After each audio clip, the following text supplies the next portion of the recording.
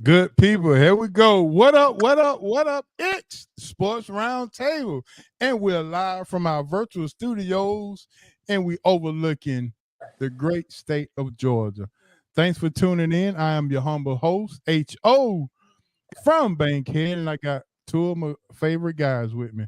My main man, Hancock, got his new specs on. What's going on, bro? What's up, big homie? What's happening, Bob? Welcome to the SIT, baby. How y'all doing? Much better. All It's is good to have well. you with us. Yeah. Big homie, my bad. I didn't mean to step on you, but we see guests, man. It's just, it's a Southern thing. You have to greet people.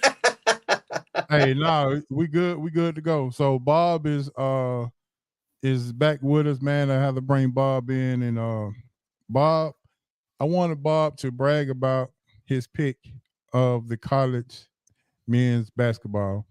Ain't no sense of picking it or choosing it if you can't talk about it. So Bob picked UConn to win. He said it on the show, and we got receipts. We got receipts. We got archive shows that says he said it, and he came through. And we also go sneak a little Braves report on up in there as well, as we're inviting everybody to watch. And we got Smitty Smith Sports Machine coming on about 7:45. But before we even get started, Bob, let's go ahead and talk about the first week of Braves baseball. Let's go ahead and jump off with that. Well, I mean, it's pretty much cut and dry in one statement: 6.9 runs per game for the Braves. I mean, that's been, the reason of successful Braves baseball. Um, you know, uh, Devastating news with the pitching front. I mean, Strider's injury is a big one. I mean, came into being our ace, and here we are with the most likely potential of a UCL tear and having to have Tommy John surgery. But the great thing about the Braves is they do have the deepest pitching staff in baseball. They've got three young arms down in AAA that they can bring up at any point. And the funny thing is, when they went to call up, none of those three were who came up. Darius Vines was the pick from AAA. So that we make things happen. I mean, look at when we won the World Series, we won it without Acuna, being in our lineup.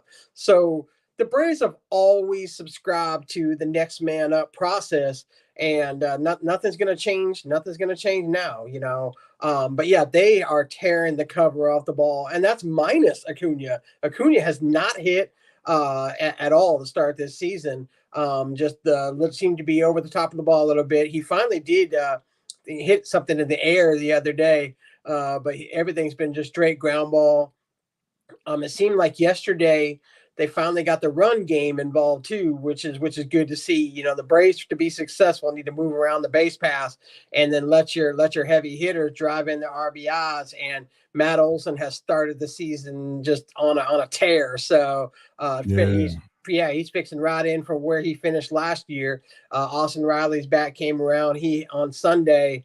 But he had a massive home run, one of the longest I've ever seen to that side of the field. And so, I mean, it's nothing to be disappointed about. Again, we'll make do. Chris Sale has been a really good addition for the first two games. I thought he's been fantastic, but that's what you would expect. He's always been that guy, just with the health issues, but it looks like his back seems to be holding up really, really well to start the year off.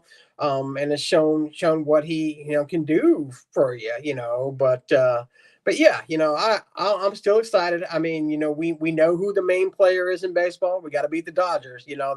That's what it all come down to, and that's still the goal. That's the team to beat, and we'll hang with them just as good as we can. Anybody in the league. So next question is the statement the Braves has made by beating the Phillies and beating Arizona, who went to the World Series this past year, and beating the Phillies, who beat us in the playoffs. What kind of confidence or statement did that make? Not just I mean, that's a big win. I mean, MLB, but to the Braves fans as well. Yeah, big win. I mean, division wins are what get you to the playoffs. I mean, that's if you ain't winning your division, you ain't going. I mean, or you got to base off a wild card. So that anytime you beat a division rival, that's good. But to sweep Arizona at Yeah, home, that that's was what big. you gotta when you any for me.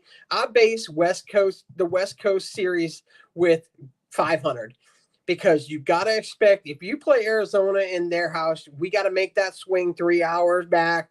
The guys play tired on a late game like that. And so you want to win as many as you can at your house so that when you go there, if you do lose, one or two in Arizona, you're still going to win the season series. That's how I always judge the West Coast swing. The Braves don't, usually play well on the West Coast as expected. Not many East Coast teams do play well on the West Coast. So, that's what they got to do. Sweeping Arizona, who's struggled a little bit early with the bats. They kind of haven't got themselves going real well. Their pitching staff has been horrendous to start the year.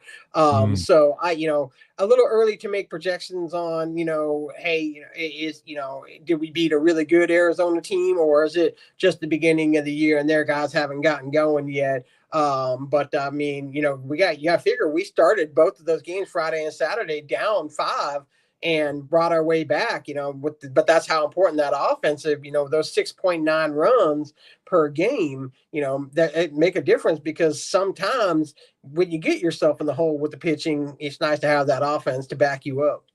Mm-hmm. All right, so let Hand know not to bet, not to place the bets on the players, to place the bets on the over with the Braves. To place bets on the over, I would say my best over bet right now would be over 40 home runs for Matt Olson. I think if I had two bets right now, I'd say Matt Olson to finish within the top 3 of the MVP this year, and then him over 40 home runs and over 120 RBIs this year. I think he's one of the most underrated players in all of baseball. Definitely the most underrated first baseman in all of baseball. Freddie Freeman gets all the talk, but Matt Olson is younger and just as good and doesn't fall prone to the slumps that Freddie Freeman tends to run in, even when he was with the Braves. So, and those are my two bets, and I would still say over 50 steals for Acuna. I think he's going to get the bat going here really, really soon, and they're starting to run that team. So that's always good. All right, in 30 seconds. Go ahead. Let me ask you one question, Big Home. Speaking of you just spoke on base stealing. Do you think the early injury to preseason injury or early injury that Acuna had with his legs, is that hampering why he hadn't tried to take off more on the base pass? Because I've seen some times where it looks like he had a chance to run and he didn't. Well, I think it definitely, it definitely affects you not only on the base path, but on the at bat. I mean, you lose games, you lose those spring training reps. That sets you back easily a week to where you think you would normally be at this time of this time of year.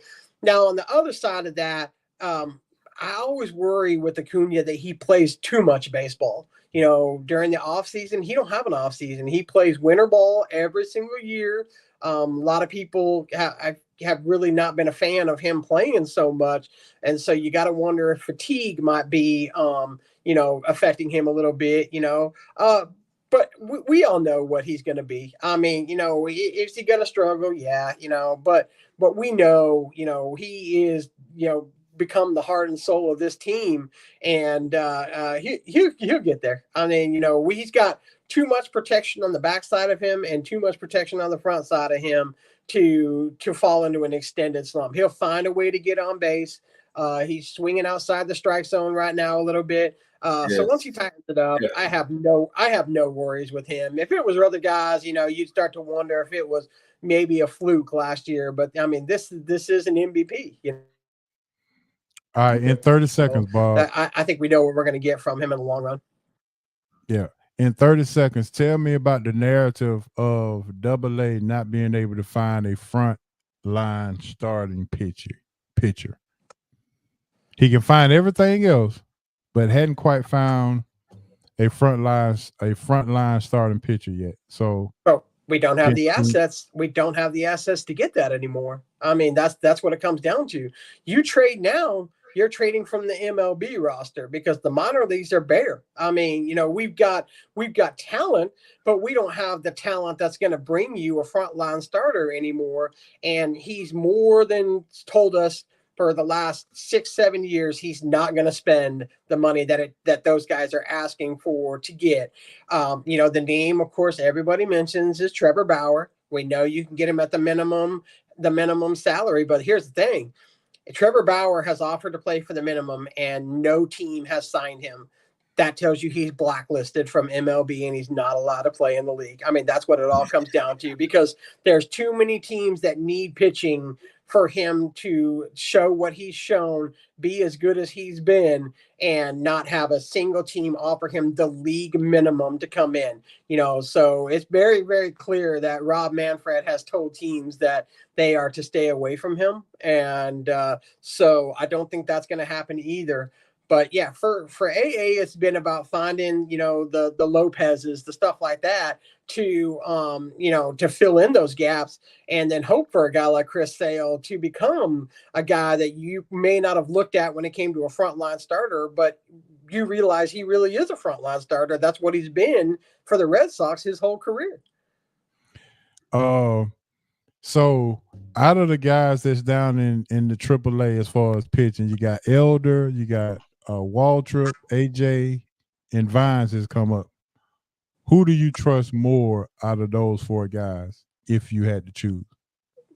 Well, I mean, I think you gotta say Bryce Elder. I mean, Bryce Elder was an all-star, you know, last year. I mean, you know, he didn't have the best second half, but yeah, he was an all-star. So, you know, he's shown flashes of what it can, you know, what he can be when he's right.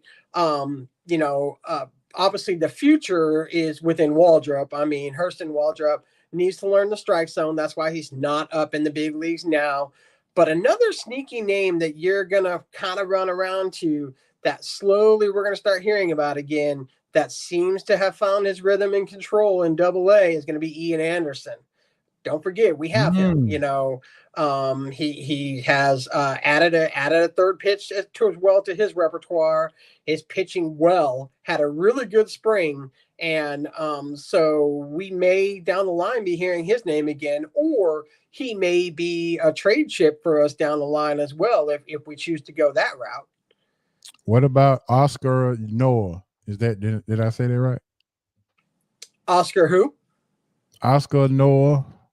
Yeah, I mean, too early to tell. Okay. Yeah, too early to tell. You know, those guys. We have enough young pitching now to where we're not going to see the rush up like we saw, you know, in the last 3 years where guys are coming straight from AA. There is no more Michael Harris's, you know, down there, you know, we're not going to see that, you know. That's why I say we went from a top 5 farm system to a bottom 5 farm system. We got to build that thing back up. And, you know, we draft as well as anybody. So in a few years, you know, we may build that covered up, but the guys that we took the time to develop and draft now play for the Atlanta Braves. And that's what happens when you have a general manager that chooses not to spend past the age 28 year. I mean, that's just always how AA has worked. He just does not like giving a large deal to someone past their 28-year age season. And I love that about him, because I don't like, you know, you end up with contracts like, you know, Albert Pujols at the end of his career, Mike Trout currently, you know, even though Trout has started off banging this year, you know, that's been a rough 3-year stretch for him, you know. I agree. All right, fellas, with that being said, let's go ahead and jump into some hot news. And our hot news sponsored by Big Easy Grill, 1193 Collier Road. Big Easy Grill is the place to be if you want some Louisiana seafood, the best Louisiana seafood in town, in Georgia, in the South. And Bob and Hancock can verify that for you. Big Easy Grill, 1193 Collier Road. Once again, go on over to get some Louisiana seafood. They got gator bites, got gator chili, they got shrimp po' boys, they got crab claws, they got everything you need. 1193 Collier Road. Just let them know SRT Sports Roundtable sent you. And you get $10. I mean, you get 10% on any meals, $25 or more. All right, fellas. We have champions. That's the name of this podcast, or that's the name of this episode. We have champions. And believe it or not, Han, 366 episode is tonight. 366. I wonder, should we play that number tonight? 366. Why not? Yeah, might as well. All right, so we got champions. All right, Bob, I'm gonna let you start us off with the men's. We'll say the best for last. We'll let Hancock take the women since he's not really interested in the men. The men's champions, UConn versus Purdue. Your thoughts on the game, Bob? And well, you told me your thoughts, but let the listeners know what you thought of the game. Well, it all comes down to one thing: the best team won the NCAA men's championship, not the best single player, the best team. For the last month that I've been with you, the number one thing I've said is let Edey do his thing. Let him have at it. Let him score the 30. Let him score the 40. Neutralize the other guys around him, and then you will win a game. And that was the Connecticut game plan. Worked to an absolute T. Edey scored 37. Their next highest guy was 12. The next highest guy after that was 5. I mean, that says a lot right there, that you neutralized everyone else around them and made them beat you. Zach Edey's gonna beat you. I mean, he's just that good of a player, but they're just not a good team. As to where UConn, 4 guys in double digits. Only one guy. I think Newton was the one that scored 20. And so one guy with 20. Just an all-around really, really good game, and an all-around really, really good team with an all-around really, really good coach.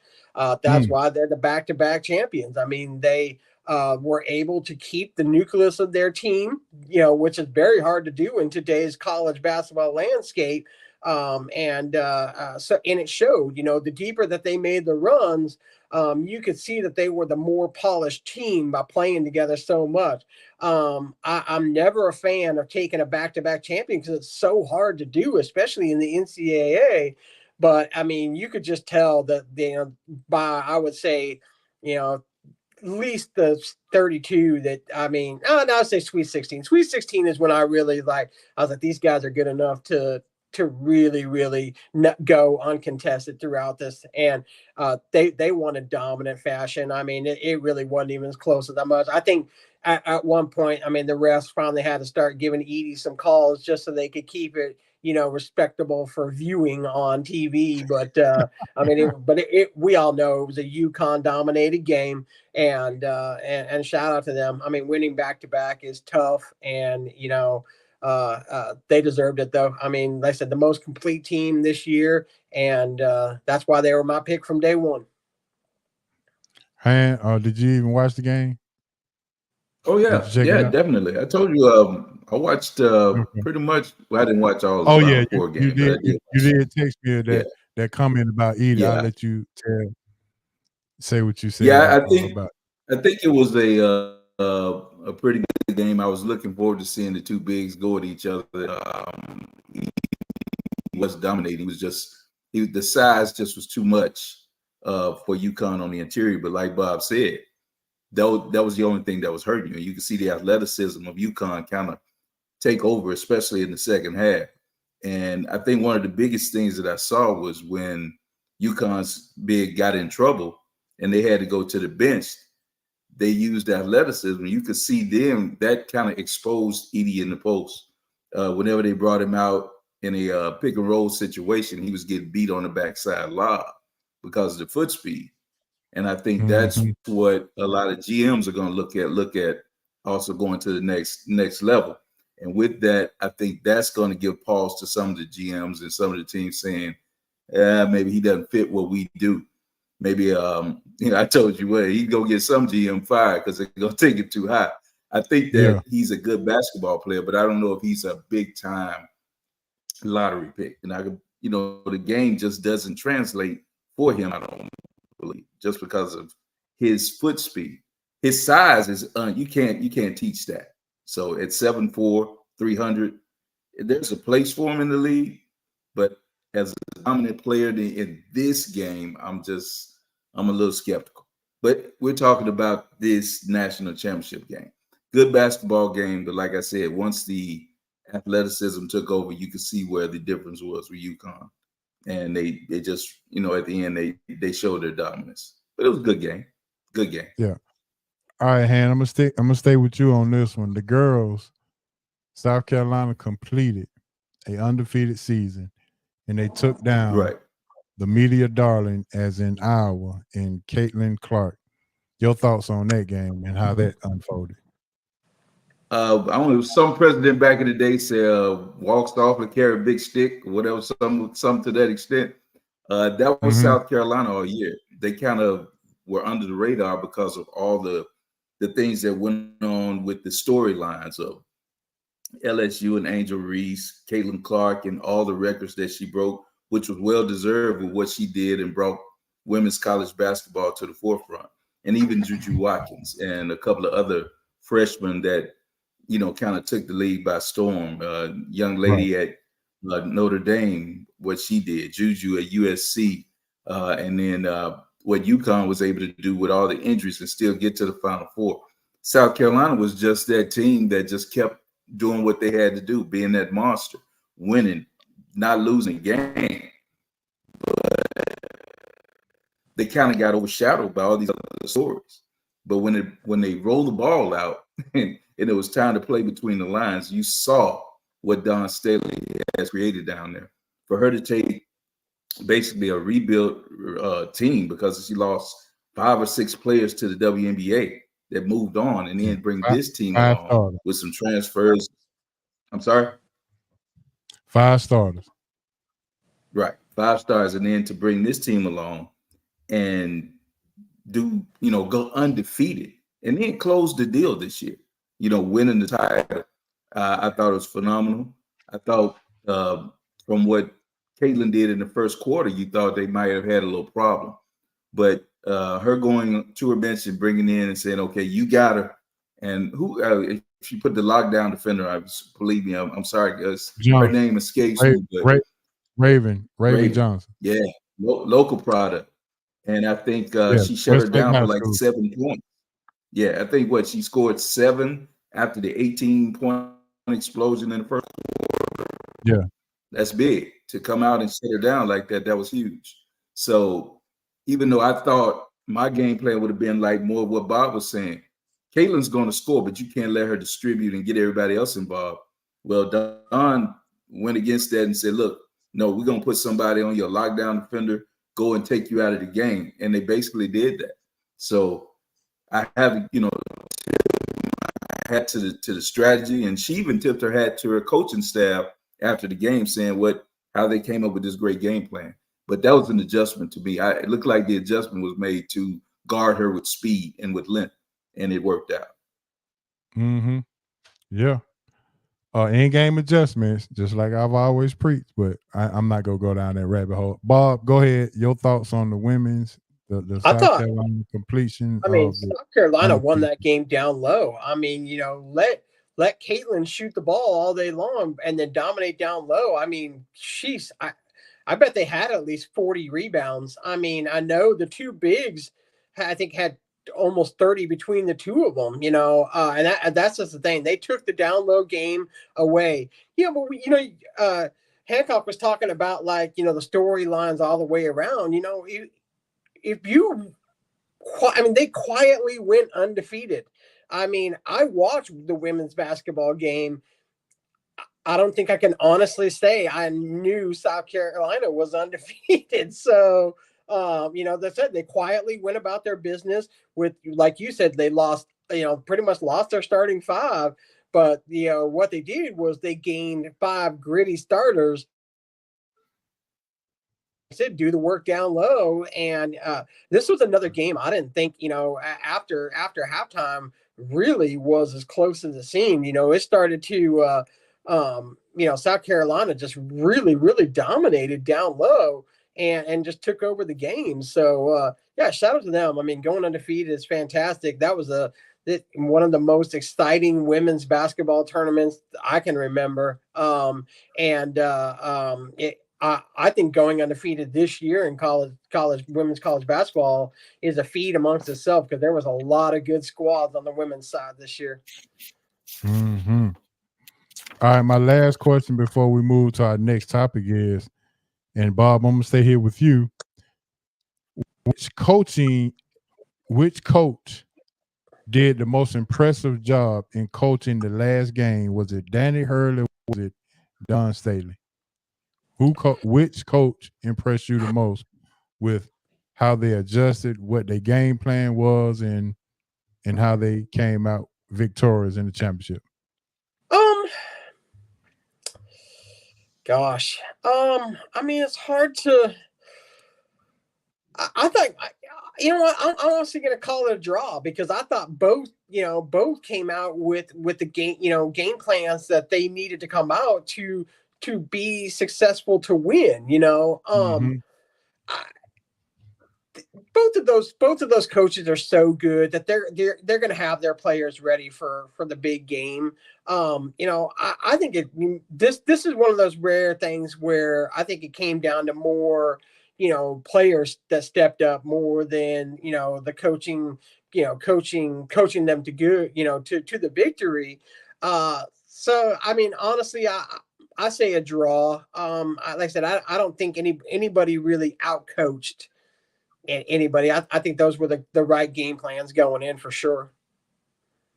Han, you got any thoughts on that? Do you Yeah, I agree. I think it was more along the execution of the game plans. Maybe not so much as the coaching. Like I said, the in-game adjustment of putting Raven Johnson-Ware and them on Caitlin, I thought was big. But other than that, man, to me, that was the major coaching move in-game that I saw. But I don't think it was basically an out coaching. I just thought that players went out and executed the game plan, and the better teams won. When it all boils down to me, the better teams won. All right, I think Dad's got a comment in the chat. Let's read that. First half seemed like Iowa had a lot of momentum just by watching the game, and when you looked up, they were only up by 2 or 3. That's because their makes. When you watch that game, it looked like they were making, but what you didn't realize is that anything they missed was gobbled up so quick by South Carolina that there was no second chance points. I mean, that was what won South Carolina the game, is that they weren't allowing nothing on the second half side. So if Caitlin wasn't scoring, then basically you didn't have a second chance, and that was that made the difference. It did look. I agree with you, Des. It did look like that, because they were making enough to have the lead early on. But like I said, yeah, if you go back and you watch that game and you look at those misses, I guarantee you that South Carolina gobbled them, all up. It just seemed that way to me. South Carolina 41 rebounds to 29. Yeah, and the two bigs for South Carolina combined for 27 rebounds together, which is 2 less than the whole Iowa team. So, to your point, Bob, big wins in this particular incident. Yeah, they were better at the gritty stuff. It's easy when you dominate the boards down low. That's easy buckets. All right, our next item up to bid is Warren Sapp goes to Boulder, Colorado, to help Deion Sanders try to have a better second-year season. Good move, bad move, not sure. Wait and see. Han, we're going to start with you. Yeah, I mean, you're bringing in a Hall of Famer that I think can relate to some of the guys, especially with the backgrounds that some of the kids are coming in that Deion's recruiting. The only thing is the backlash that's kind of coming with this hire, with some of the off the field. Yeah, some of the off the field issues that Sapp has had have been negatively reported on, and with that, the scrutiny is there. this can be a double-edged sword if you look at it. It can also be maybe a deterrent for some of these kids to, when they look at this and say, he can impart some of his wisdom and say, this is what I did wrong, which kept me from being or doing the things that I could have been. It got him fired off a gig on NFL Network, some of the things that he's done. So it can swing both ways. If they can weather the storm, the program has to stay pristine, to be honest. If there's any negativity or any outside things that are happening, believe me, the lightning rod, with the flamboyance of Deion is always going to bring limelight. But let's say Sapp, we've seen these coaches, a lot of them get caught up with, driving under the influence or whatever. And I'm not saying that he's doing any of that, but he has to be on point at all levels, because anything that's against the law or outside of the law is going to be looked at, and it's going to tarnish, and it's going to be a lightning rod, toward Boulder, toward Deion. So I hope everything goes well. I do think it's a good move for Deion to bring that type of knowledge and be able to prepare these young men for what they'll be facing. They're going to learn the NFL game playing in college under, Deion and his staff. So like I said, as long as he can keep everything clean and keep everything above board, which I pray for him, because, I'm a fan of Colorado, I'm a fan of Deion, so I hope everything goes well. But man, it can go left quickly. Yeah. Yeah. Now, let's be honest. Warren Sapp had some of that ganja situation going prior to the draft, that when he got drafted, and you're putting him in a situation where a state that allows you to smoke,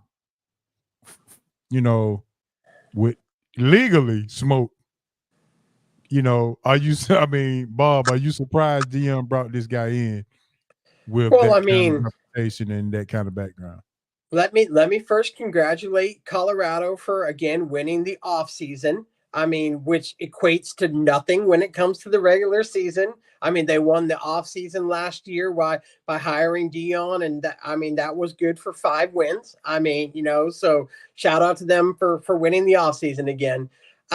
They got to win games. I don't care who they bring in to coach. Everyone said Deion was the savior for Colorado last year. They sold out all them season tickets. Oh, well, I'm bringing my guys. I'm gonna. Everybody's going. You play here before you're going on the waiver, the transfer wire. 5 games. That's what they won last year. I want to see results. I don't care who they bring in to coach. Warren Sapp, great name. Love the guy. He's a Hall of Famer.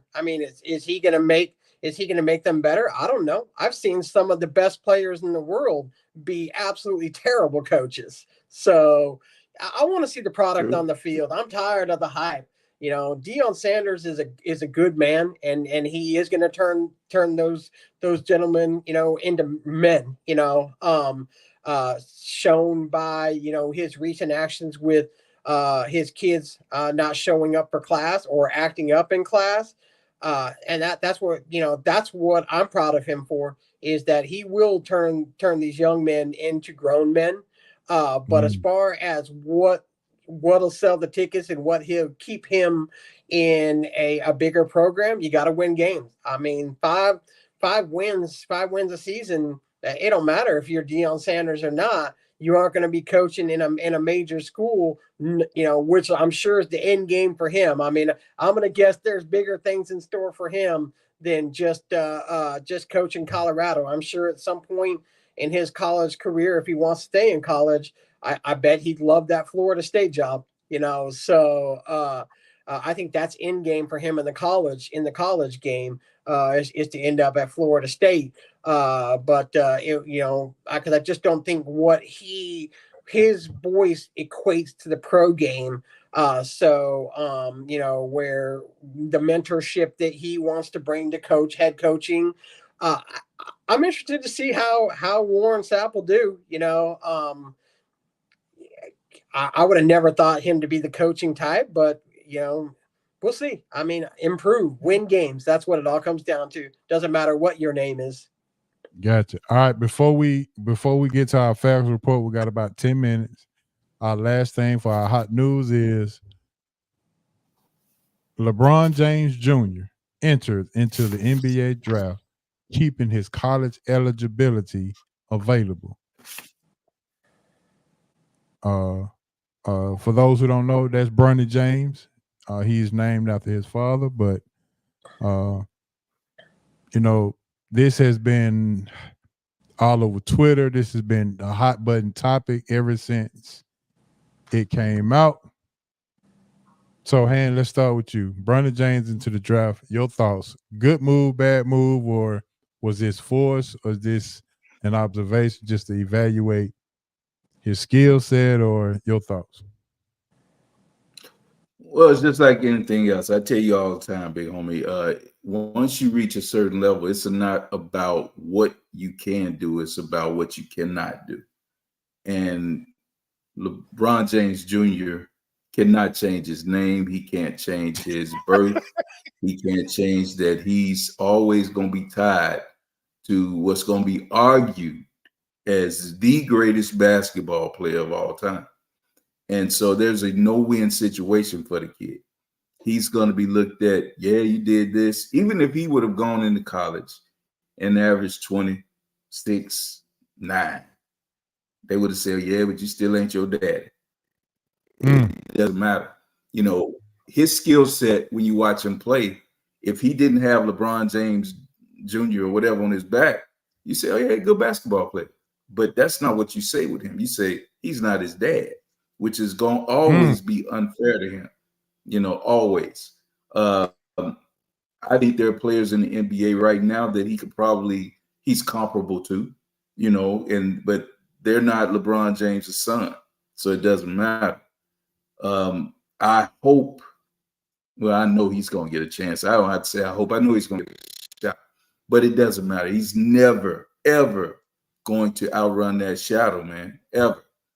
So, him playing wherever he plays, whether it's in G League, whomever, it's always going to be, what can you do that, you can't live up to what your dad did. And his numbers weren't that good. You look at what he did from the field, 26.7% from three, and that's on catch and shoot, average 4.8, 2.8 rebounds, 2.1 assists. But he's one of those guys that, big homie, I think at the next level, if he does when he gets his shot, the stuff that he'll do for a team, it'll be like, how valuable Gary Payton is for Golden State. And the things that he does that you can't quantify, the steals, the tip balls, those type of things. He can do those type of things. He's a basketball player, but he's not an NBA star. And it's never going to be enough because he's never going to be a star in the NBA. But and the other thing, and I'll let Bob and you talk, I think the other disservice that he was done, not only being named after his dad said early in the year that Bronny could play right now in the NBA. When he looked at, he was, said this in passing, like, you guys, my son just as good as you. So yeah, on your son's back, then you can't come back in the next month or two and say, just let him play and let him be your son. You put that target on him, not only by naming him, but by saying what he can do right now in the NBA. So it's never going to be a fair or a level playing field for this kid. So in that respect, like I said, I'm pulling for him because that's a big burden that he's going to carry the rest of his life. All right, before I get to Bob, I do want to ask you this, Han. Do you think you have casted a shadow so big that your first son cannot feel? Who, me? You? Yeah, you. Your son named after you. Yeah, he is. But I mean, I'm not known. I'm known from the SRT. But I mean, let's be honest. You go online and look. Like, yes, sir. Big homie. But you're a great guy. You know your sports. you deliver your opinions very, very well. So, I mean, maybe not to Colorado people and LA people, but in the South, and to me, you're a hell of a guy. Can your son live up to that? Can your son live up to that? Can Petey live up to that? Yes, I think he can. I mean, I'm not casting that biggest shot. I mean, the biggest shot I guess is like on the wall behind me. But I just hope, because you can go online now and listen to him do his raps, and people might say I didn't live up big enough for him. So, like I said, it's a different ball game. It's a different ball game. LeBron James is considered. I can't compare what I do because I'm not. Stephen A. Smith might be one of the biggest names in what we do. People know him. The only thing we got in common is our first name, Stephen. But my shadow is as opposed to what LeBron is casting for his son. Man, that's hard. I mean, now Bryce might have a chance because Bronny's going to take all the slings and arrows. So Bryce can kind of slide under the radar and maybe become maybe not an all-time great, but maybe a better pro basketball player.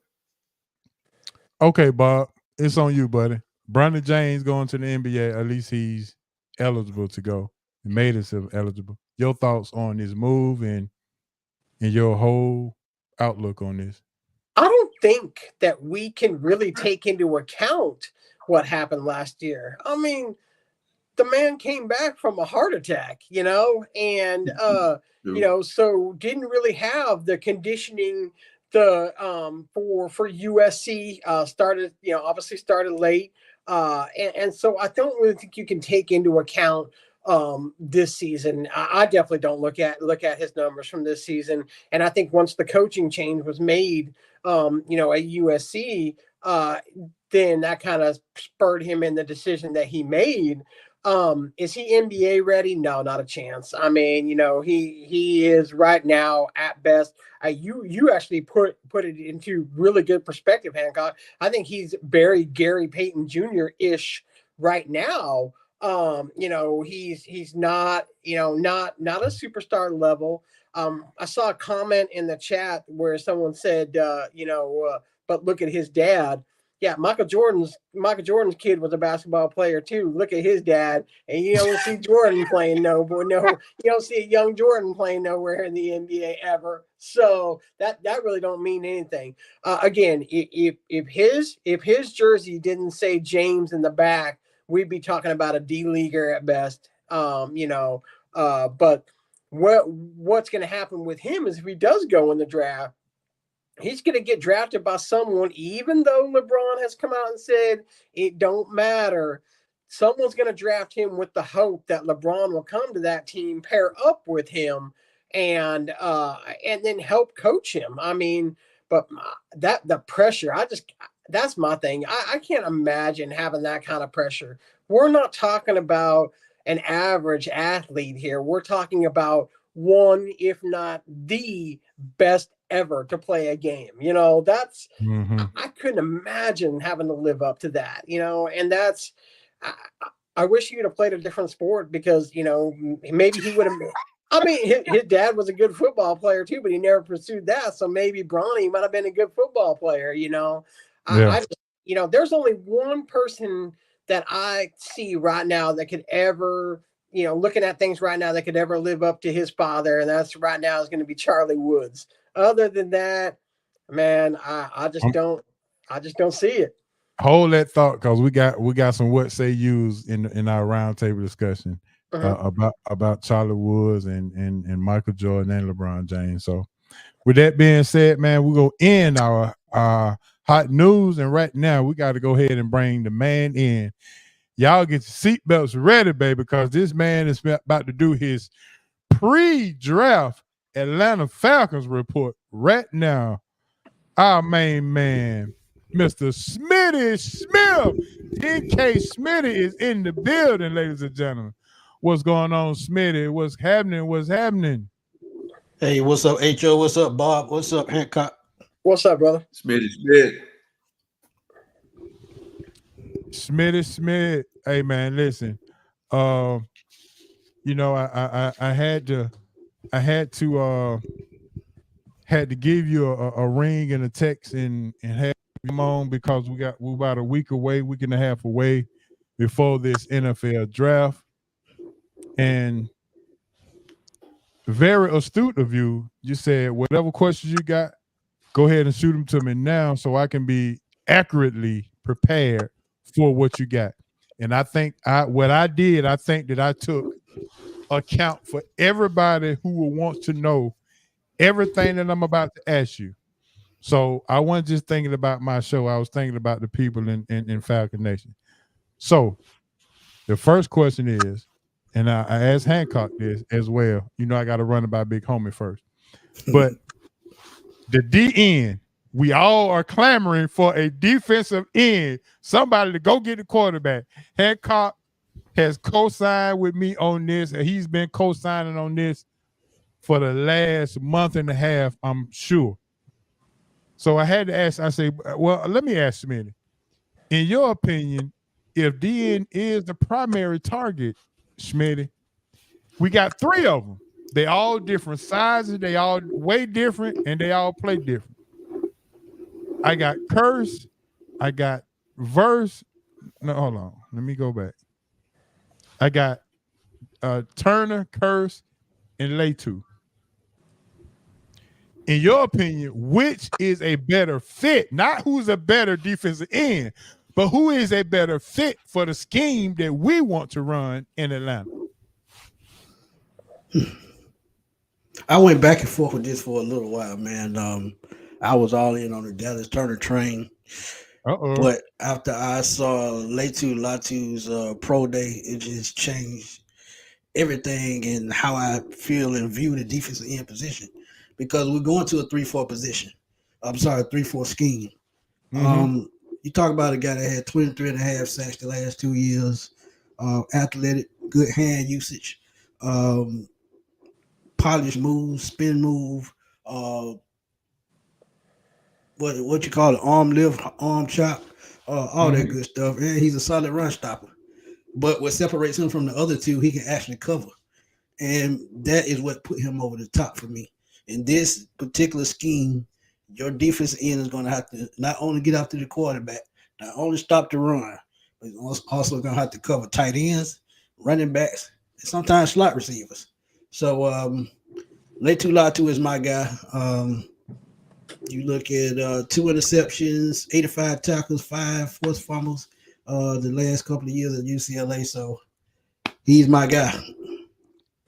So with that being said, Smitty, if he's available at 8, do you take him that high, or you kind of you hope that nobody picked him up and you try to slide and get him in the second round? That's a great question, but you got to take him right there because I think Chicago was looking at the edge rusher. Now, if I knew Chicago was going to go out the weapon for Caleb Williams, I said trade back a couple of spots. But you have teams like I said, the Bears, and then I think around the 20 area with the Steelers, he would be a nice fit. So I think you just don't take that chance. Them defensive ends like that. So yeah. Right. All right, my second question, Smitty. We also in the market for a cornerback. We just signed one off, who hadn't played in 3 years or something like that. But it'd be nice to grab another cornerback who's for the future. Let's just say that. This guy struck me as I was watching the Caitlin Clark team, the Iowa team, and I'm like, Cooper DeJean. I said, I wonder how Smitty feel about him. And there's not been, Bob, no offense, there's not been a white cornerback that has been athletic enough to come in the NFL and do what they need to do in a very, very long time. What, Jason Sehorn was the last one, I think? Yeah, Jason Sehorn for the Giants. Yep. Yeah, Jason Sehorn. So, and with this, Cooper DeJean, or whatever, however you pronounce the name, he's not only just just a cornerback, but he's a punt returner, kick returner. Yep. He's a multi-purpose kind of guy, which Facts. you don't have to put him in the box. So Nope. I'm asking, how do you feel about the Falcons maybe taking this guy second, third round if he's available? I'm gonna be honest with you, H.O. I think you're a first round talent. Buffalo just lost a lot of talent. I can see them at the back end of the first. But you talk about a guy that's 6'2", 205, man, 4.45 speed, which is nothing to laugh at. And he's a versatile cornerback. He can actually play corner or safety. He is a solid cover corner, man. He can play zone better than man to me. He plays man press okay, but he's a better zone cover corner. He's a pure athlete. Talk about a guy that played 3 sports in high school, ran track, played quarterback in high school, so you know he knows how to maneuver around the field. But when you have good recovery speed like he does, man, I think that's a plus. And if you want to line him up at outside corner, slot, or safety in certain schemes, you can do that. 41 tackles, 2 interceptions, 5 pass defense last year, and even more incredible, 2 years ago. And I actually remember this. You talk about a guy that had 5 interception returns, 3 on for touchdowns. That's where the punt return skills come in. We had a lot of injuries on special teams last year with the return man. Avery Williams was one. Cordero Patterson was up in age, so he slacked back on that a little bit, and now he's gone. So you add an extra, you get a 2-for-1, well, really 3-for-1 with a guy like that. So, I would actually love it, man, because as I look at it, man, versatility is the key to winning football games and key to building your team, because if they can play more than one position, hey, guess what? You can put more and more scheme fits together. So I love it. Yeah. I think we let's not forget about let's liken him to a Rod Woodson who went to Purdue, played cornerback, great cover corner, but also ended up his career playing safety, who was a nice quarterback in the back of that backfield, as being a very, very good safety as well. So sometimes, you know, switching the position, you may have a better spot in the NFL than you did in college. So, you know, if you can see Cooper drafting him and putting him in safety along with Jesse Bates, woo. And what was more impressive about him at his pro day, he had a 38.5-inch vertical. That's pretty good for a guy his size. And he also ran a 4.45 on a broken leg a minute where he coming off a broken leg. But that's still impressive to run a 4.45 doing that. So if he, to be honest, if they go edge rusher in the first round and he's still there at the bottom of the first, I would think about trading the second round and fourth round and move right back into the bottom of the first round to go get him, because talent like that don't come around too often. Okay, I see Bob shaking his head. He's agreeing with all of this. Yeah, he's definitely not making it to the second round. So if you want to have him, you're gonna have to trade up to get him. I agree, 100%. All right, I know Hancock probably is gonna like this question to be asked, but not like the action that why I have to ask. I know you're gonna give me some slack, so I'm ready for it. Devondre Sweat get arrested over the weekend. Devondre, you got one job, sir. You got one job. Do not get in trouble before the draft. You a week and a half away from the draft. You know, me and Hancock been singing this dude praises for weeks and weeks and weeks. And then he get arrested. Yeah. I'm like, bro, now, Smitty, does this hurt his draft status? I think it hurts a little bit, but I'm gonna keep it real with you, H.O. I'm old school. I'm from Bankhead, just like you from Bankhead. There you go. And sometimes you need them knuckleheads, man, on your team, to get that team a little bit more bite. And what I mean by that, you got to have a guy with a couple of screws loose. And I actually like those type players because, like, I remember Brian Cox was our defensive line coach when we went to the Super Bowl in 2016, and he had that defensive line playing out of his mind. So Will he hurt his draft stock? Probably, but I had him going in the second round. If he falls, I think it'll be probably only to like the third, probably no later than early fourth, because a lot of teams need those space eaters, and a guy that's 360 pounds, you just don't find him move like that no more. So if I'm Atlanta, he's there on day 3. I'm sorry, in a day 2, in the third round, you got to go get him. Well, Smitty, more important question is this. Did his stock drop for the Atlanta Falcons, knowing the type of owner we have when it comes to the image of being in trouble and doing this and doing off the field stuff? And let's be real, Smitty, you can't come to Atlanta and live a clean life. Look, Freaknik has been here, Magic City is here, the Blue Flame is here, the hip hop capital of the world is here. And he better not drive through Clarkston with no license, or a drive from Gwinnett to Atlanta, dirty or anything like that. So the more important question is, how does Atlanta view him after this arrest? I'm gonna let you take it. That's a great question, man. They might view him. It really depends on, do they trust what they have in the locker room, because we all know you got to have that right veteran in the locker room to control guys like that. And I don't mean to say control, like tell them what to do, but give them advice, show them how to be a pro. And I think they got those kind of guys in the locker room. And on top of that, if they get Calais Campbell back, that's an added bonus as far as being the locker room that he needs.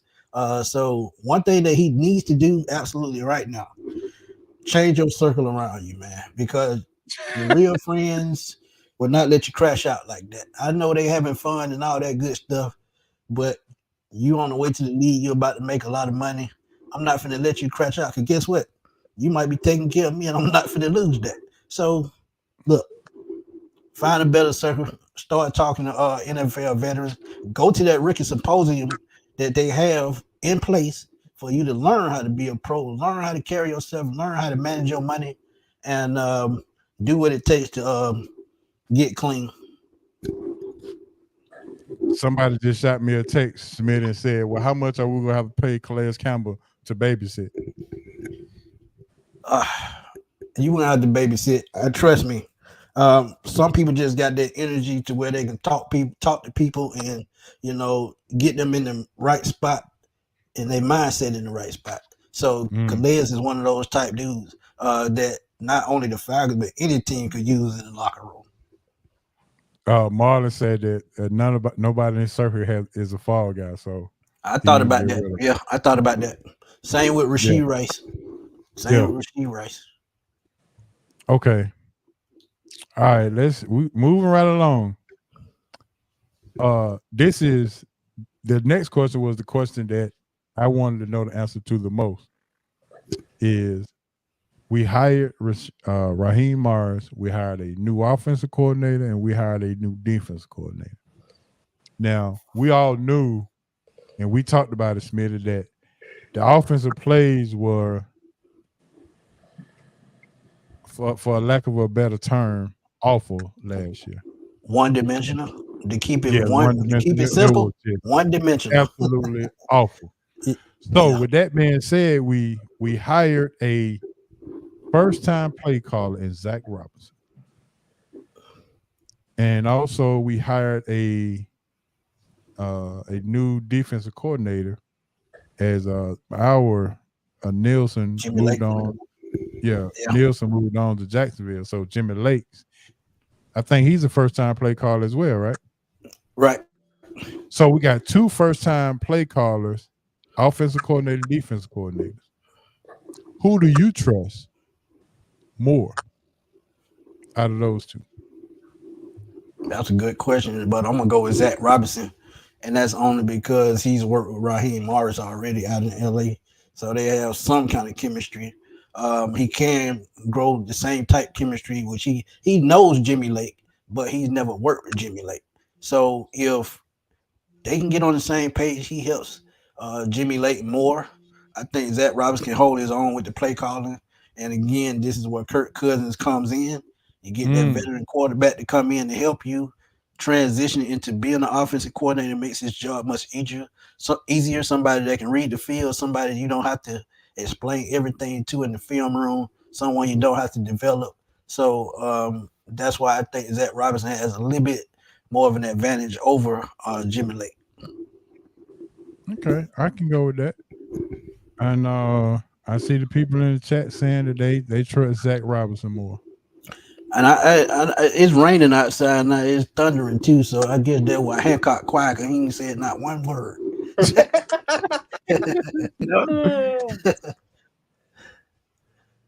Just don't. Get No, your biggest point that I agree with you on the.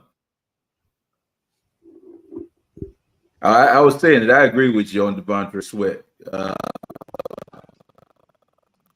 They can say what they want. To me, it's cue up Luda. Welcome to Atlanta, baby. You got to come on. You can get him, get it. You need dogs. All that other nice boys, it's all over. You need some dogs, man. So yeah, he made a misstep or whatever.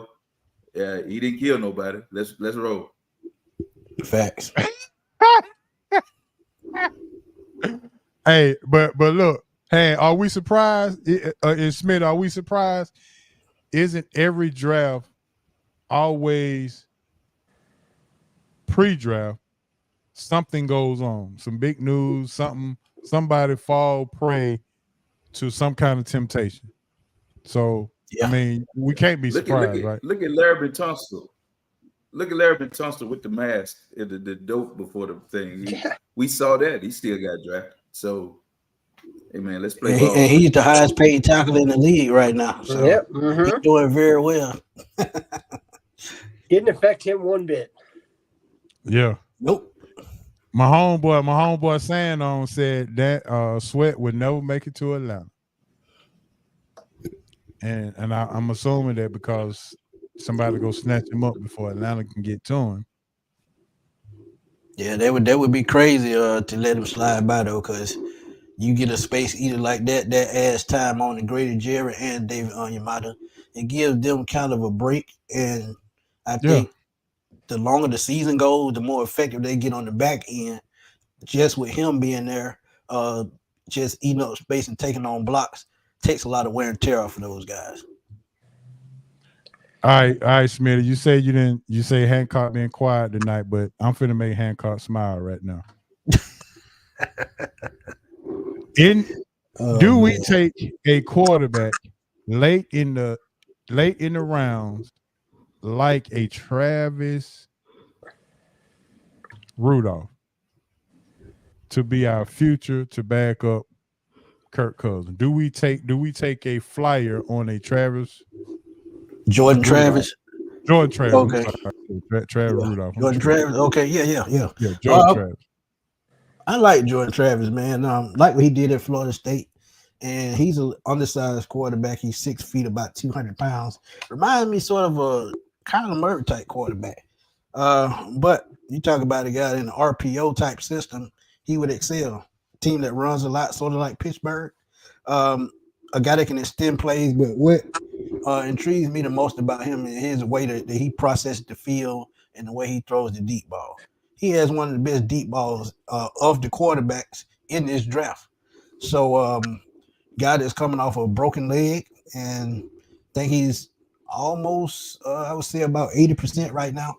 So if you can get him probably on day 3, they could look at him. But one guy that I like on day 3 that maybe there or maybe not is Spencer Rattler. You talk about a guy who was a 5-star quarterback coming out of high school, went to Oklahoma, played very well. But we all know Caleb Williams took that spot. But goes to South Carolina, plays against SEC and pro-ready competition. He didn't put up eye-popping numbers, but he still has that quick release, still has that strong arm, and he's very accurate for his size. And I think in a Zach Robinson system, Sean McVay type scheme, I think Spencer Rattler fits perfect. So you're liking Rattler over Jordan? Yeah, because of the scheme that we run. All right. Well, you didn't make Hancock smile because of that comment, but it's all This good. Neither Though. one of them made me this is smile. first. Travis, This is Rattler, first. I'm not with either one of them. Not we either one of them.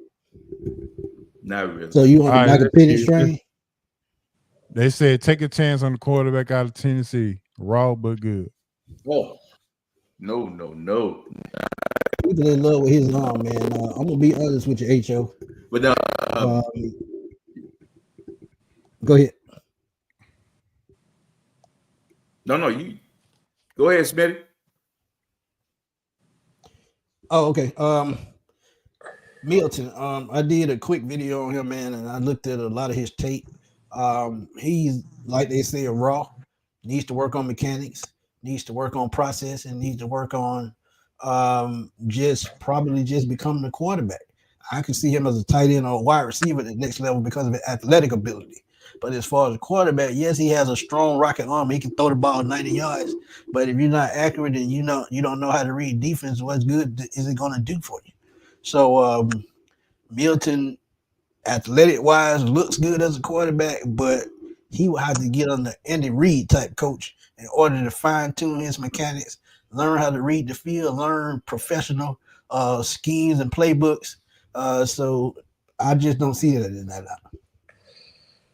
Well, we had already talked about the project developmental quarterback in this year's draft, is going to be Jordan Travis. I mean, that's going to be the guy that the team see as the future guy that we just need to sit a couple years behind an experienced quarterback, and then he could be that next level good. Yeah, Milton isn't that guy. Travis is this year in the draft. I agree with that wholeheartedly. And to be honest, I could see a team like Miami taking a waiver on Jordan Travis because they run a system similar to what he ran at Florida State. Like I say, he throws great vertical passes. And what do they have? Speed at receiver. Uh-huh. So if he finds a team just like Miami who loves to throw the football and the way he can extend plays, I think it would make him kind of dangerous. All right. So, Smitty, if the Falcons do not take a quarterback in this year's draft, would you be disappointed?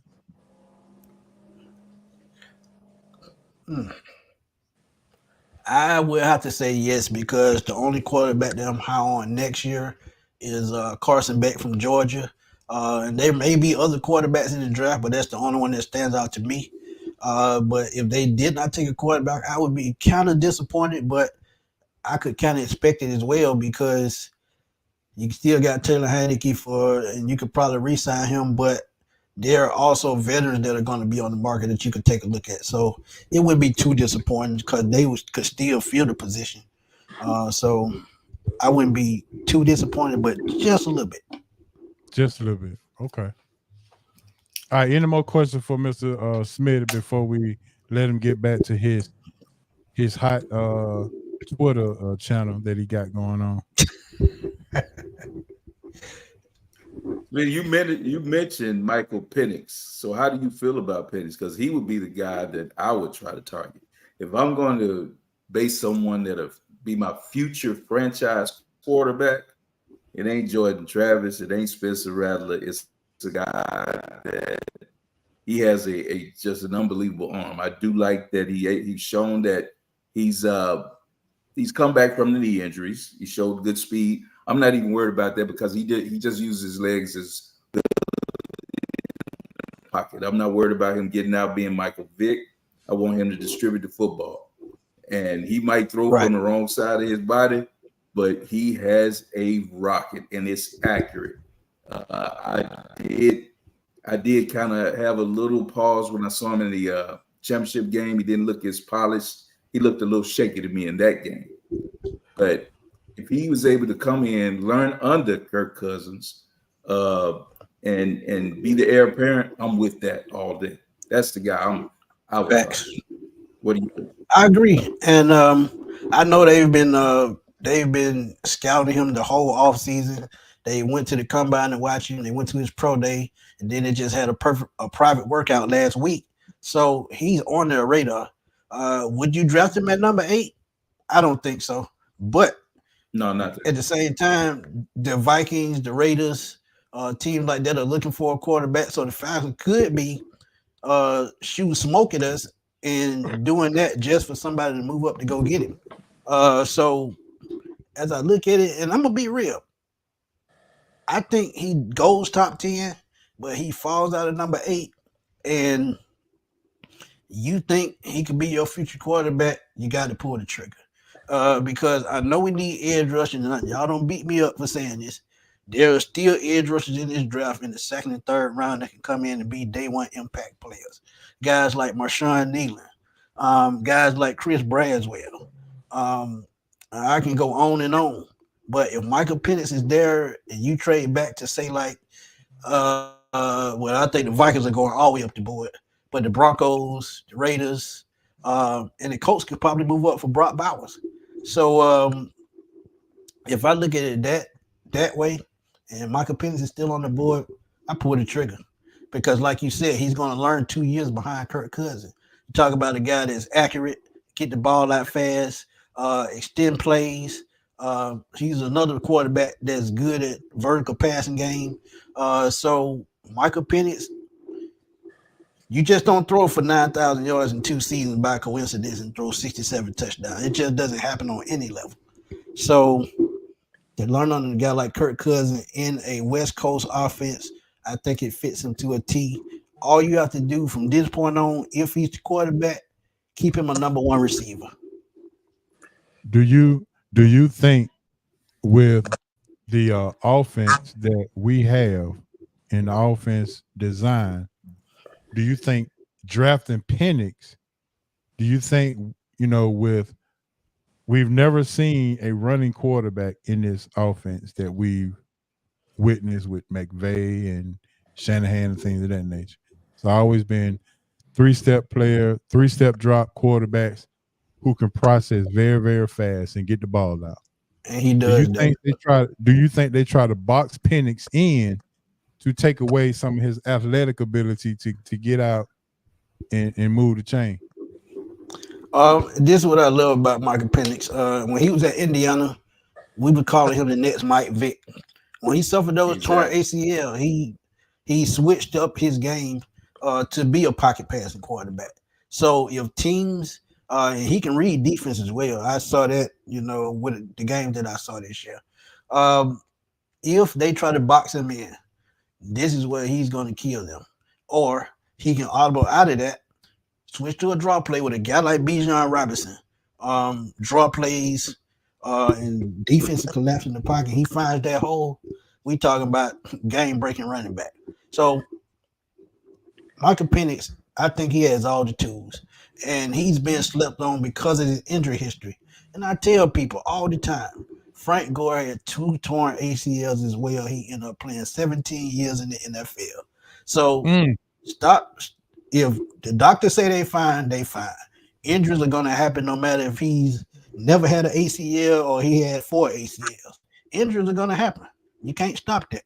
So, Smitty, I've never seen Michael Penix kick a touchdown. He throwing them, so ain't nothing wrong with his arm.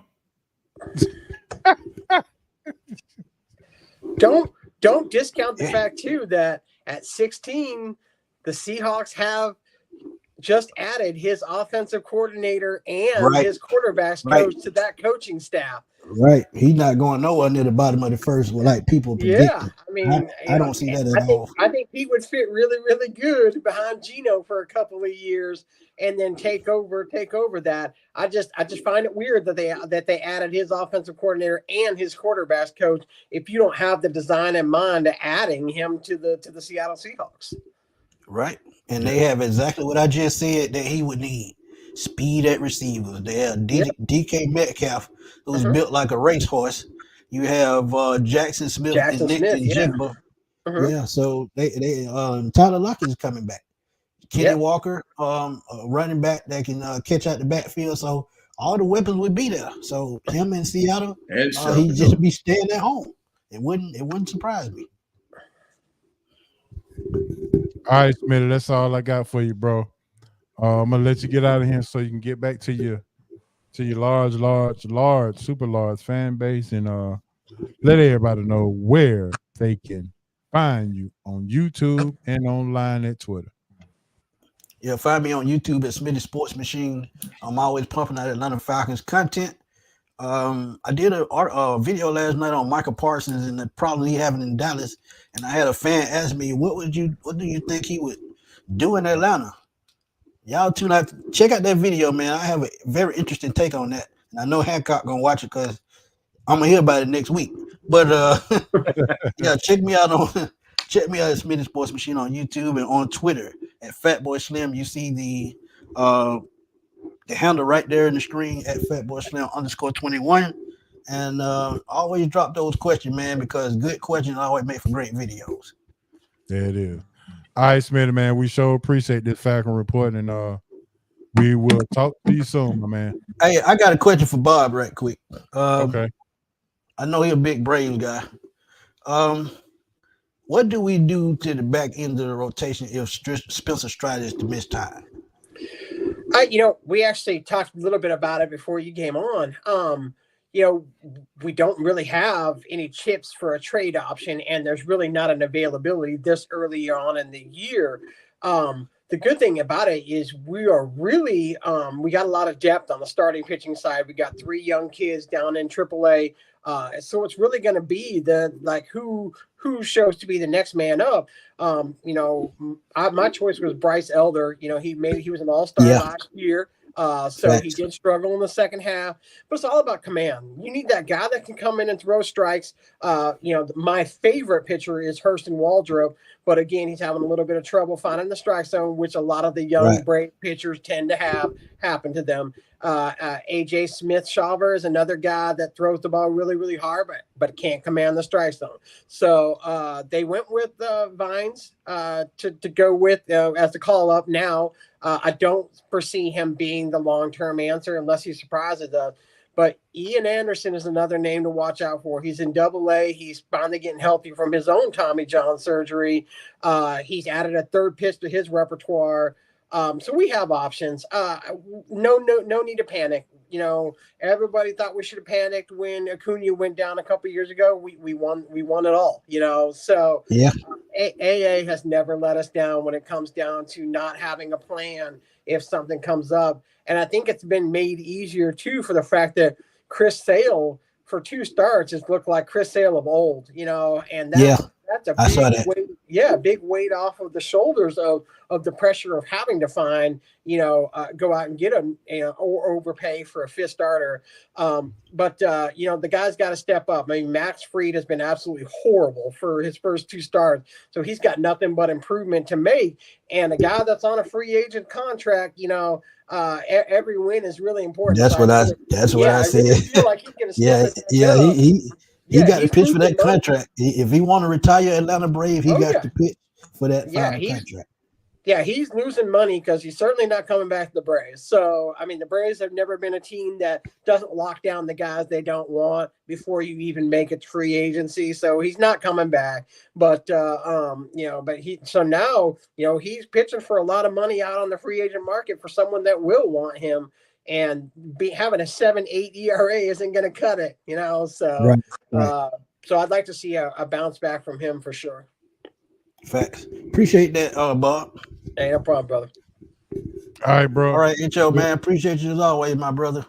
No problem. Appreciate you, man. We'll talk soon, man. And let's get together when Berto get to town so we can hit that Big Easy. Okay. All right, for sure. No doubt. All right, man. There it is, man. My main man, Smitty Smith, with the Falcons report. Did you like anything that Smitty said? Oh, yeah, there was some good nuggets in there, man. I do agree with him. If Sweat is there, we on the same page with Penix. So I saw a lot of value in my man tonight. I'm with Smith. I want to hear what he talk about Michael Parsons. Though we might have a problem with this Michael Parsons talk, though. Yeah, man, I do understand. All right, man. With that being said, man, want to thank everybody for tuning in, man. I see my main man Sand is online with me. I hit him up. He told me he would go tune in tonight. We be going back and forth about college basketball, and he's a Kentucky fan. So as we transition, Do we want to talk about the Calipari leaving Kentucky going to Arkansas? Did he get pushed out? Did too much pressure? Was it too much pressure because Kentucky hadn't been in? They've been out. They hadn't made the second weekend for the last couple of years with the talent that he's been bringing in. Is it that? I mean, your thoughts on him leaving? Did he get pushed out? Too much pressure in the blue blood, or what's going on? I don't care who jump in first. It don't matter. It's just not enough to have the program put people in the next level. That's been his saving grace, that he's had this talent come in and he's cultivated enough for them to make the money at the next level. And that's all well and fine when Kentucky can say, well, we put all these people in the NBA, we're this great program. But that's not benefiting them to win national titles. And that's what the bottom line was.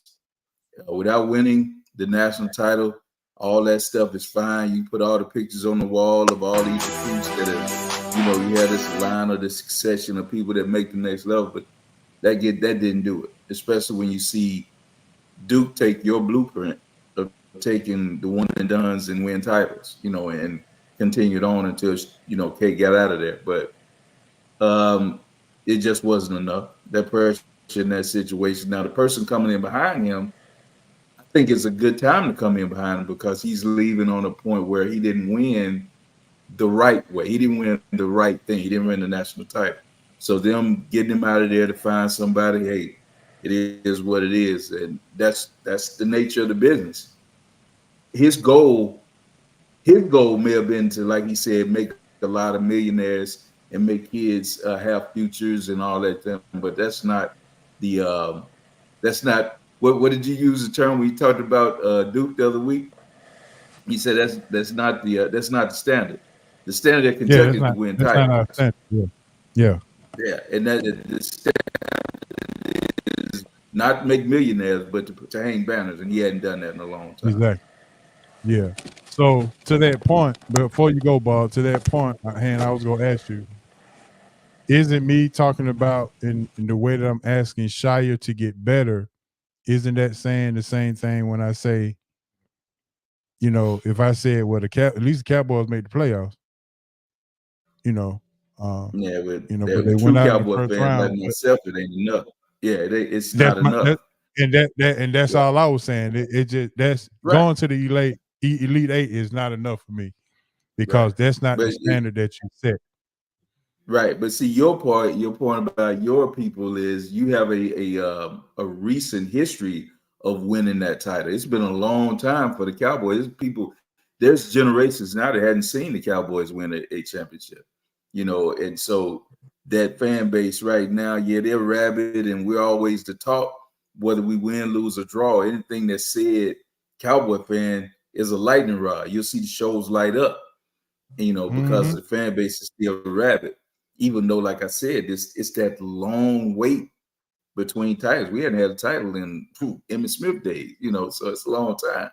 But with Duke, with Kentucky, in the same way, they had that recent success, and then him going this period of time and not winning. You at Duke, him at Kentucky, places like UNC, they won titles, and if you're not gonna get it, you're gonna find somebody who can. Dad said them early exit got Cal Cook with the talent that he had. So, Bob, okay, your thoughts on Calipari? Did he get pushed out? Was it too much pressure? Is he running from the pressure? Des hit it on the nose. Kentucky is considered a top tier college basketball school, and they've been mediocre at best the last few years. And the thing is that I think Kentucky respects, Coach Cal to the fact that they weren't going to push him out. But I think both sides realized that, it wasn't working. Change was needed. The fact that Cal ended up at Arkansas for less money kind of tells that story, I think, a little bit. I think this was the right move for both of them. I mean, Cal's legacy was starting to take a little bit of a hit by just being mediocre in Kentucky. I think the recruiting hasn't been as good there the last few years. And getting the most out of the recruits that you did, the top level recruits that you did get. So I think it was a little bit of both. I think it was a push out and then a little bit of doubt in his mind too, wondering if, maybe this was the right school for him to be at. I mean, heck of a move for Arkansas. I mean, I would have, if you'd have told me that Cal would be coaching Arkansas, I mean, I probably would have laughed at you. And now here we are, so that's a big get for that school. And maybe, a chance for them to take a step up. Way less pressure for Cal. I think he'll do better at Arkansas. But interesting to see who Kentucky, might bring in to replace him. Well, they say Scott Drew will be signing the contract within the next 24 hours. Yeah, that's what I'm hearing as well. Was just looking at the news here, and that's what I'm hearing as well. All right, fellas. Well, with that being said, let's go ahead and get into some ballers and busters and boy stop. So let me get back to my comments here, and y'all go ahead and put your ballers and busters in the chat, and we go ahead and talk about them. I'm gonna go ahead and lead it off. And my baller this week, fellas, I got two. I got a tie for two. I got 2 for 1. I got a tie for my baller. I'm going with Kyrie Irving and Anthony Ant-Man Edwards. Both put on absolutely phenomenal performances this past week. 51 points for Ant-Man. Kyrie put up 48. And just to let them know that Dallas is not looking to go home early, and Minnesota is looking to. They play Denver tonight, right? I think they trying to. Tonight, yes. They trying to let Denver know that don't go too far. We right here. So, with that being said, Ant-Man and Kyrie Irving are my ballers for this week for the performances that they showed this past week. All right, Mr. Hancock, what you got for your ball? Yeah, man, I commend you on your ballers because I think Ant-Man kind of changed some of the tune. I think a few weeks back, I said I didn't know if he had a desire to be the face of the league. And since then, he's been turning really playing good basketball. And when you talk about the Mavericks, I told you that was my he got some folks in Atlanta to listen to the show, so. I told you about Dallas when they made those 2 moves with the bigs to get defense, and with way Kyrie and Luka can go for 40 at any time, any night. So I like your ballers. My baller, I'm going with Joel Embiid, man. Coming back off a knee injury, the numbers he's put up in his recent time back, he put up 30, 37, 29, and 24 in the first 4 games. Shooting well over 50% from 3.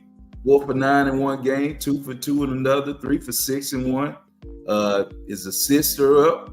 So just to come back and not look like he's lost a step, man. I mean, if he can play like this, they will be a factor in the Eastern playoff.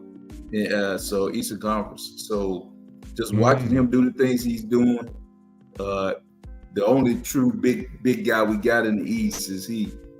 So. Man, right now he's my baller for the week, coming back the way he's played. Gotcha. All right, your cuz said his ball is South Carolina girls basketball team and the Dallas Mavericks. So I think we right on point with that. All right, Bob, who you got for your baller? I got 2. First one, Mr. Jackson Holiday, 20-year-old shortstop outfielder for the Baltimore Orioles. Should have made the bigs out of spring training, had an incredible spring training, got demoted, took that demotion and absolutely destroyed AAA.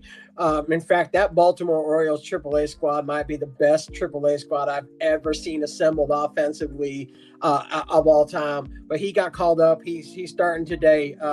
I know he has 2 AB. He hasn't had a base hit yet, but shout out to him, 20 years old. This kid is the future. I mean, he is going to be the absolute real deal down the road here.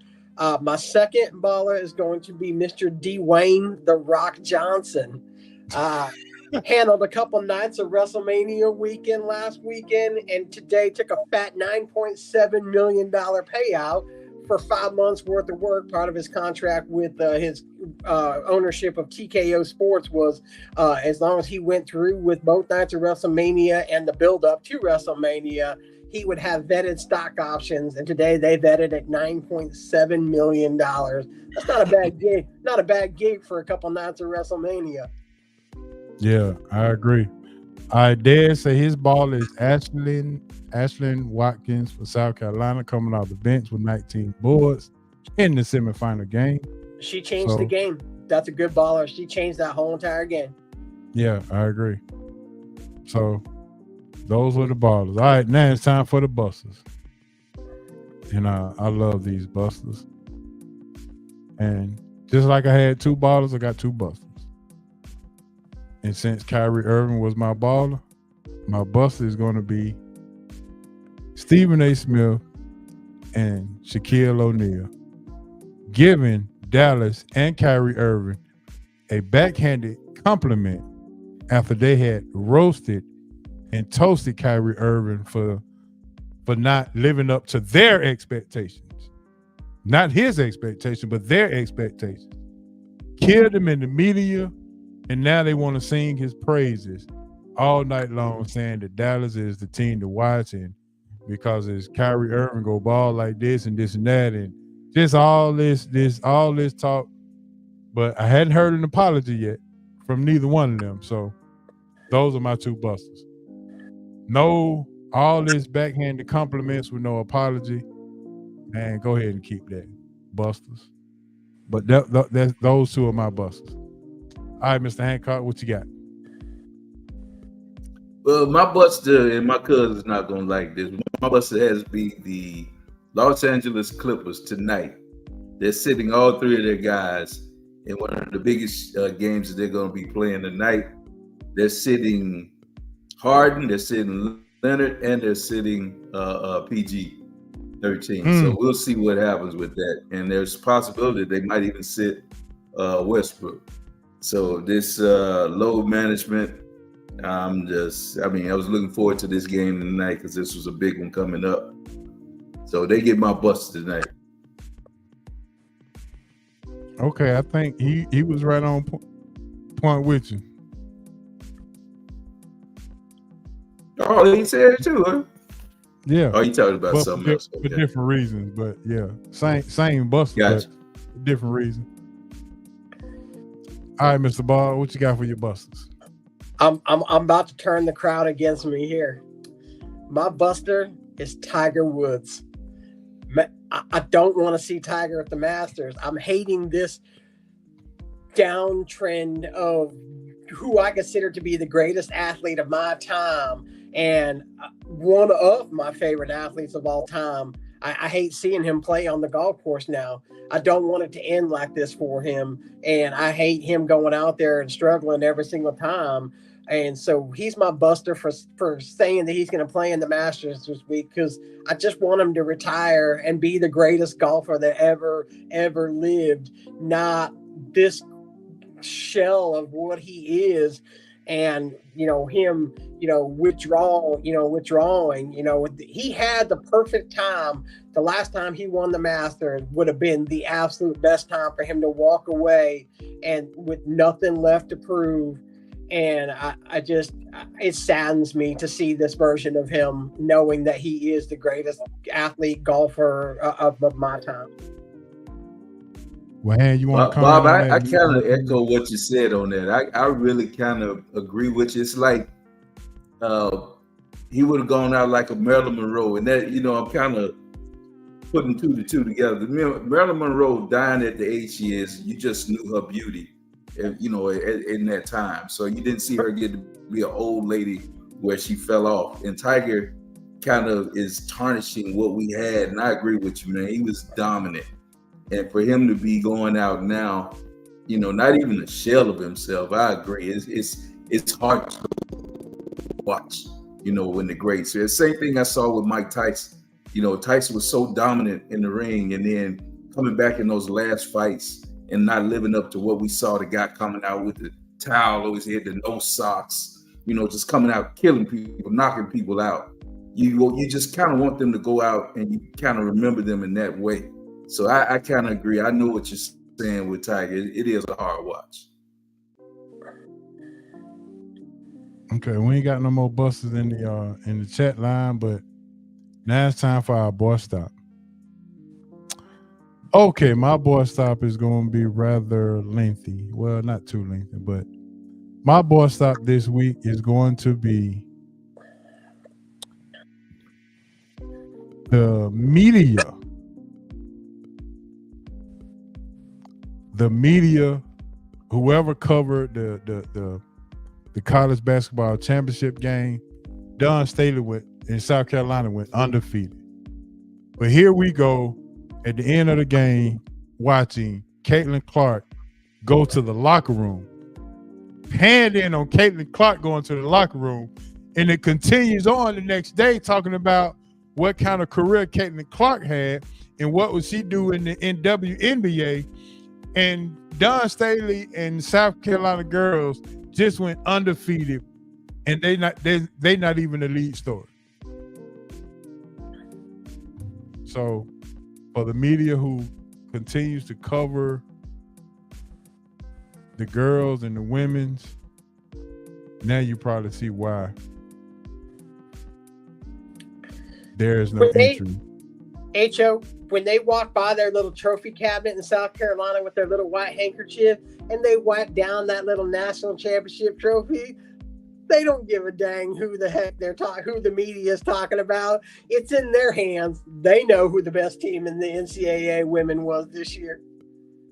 Yeah, but to lead off Sports Center, to lead off any kind of show talking about the championship game, and the first thing you say is, what a great career Caitlin Clark had. Okay, we get that.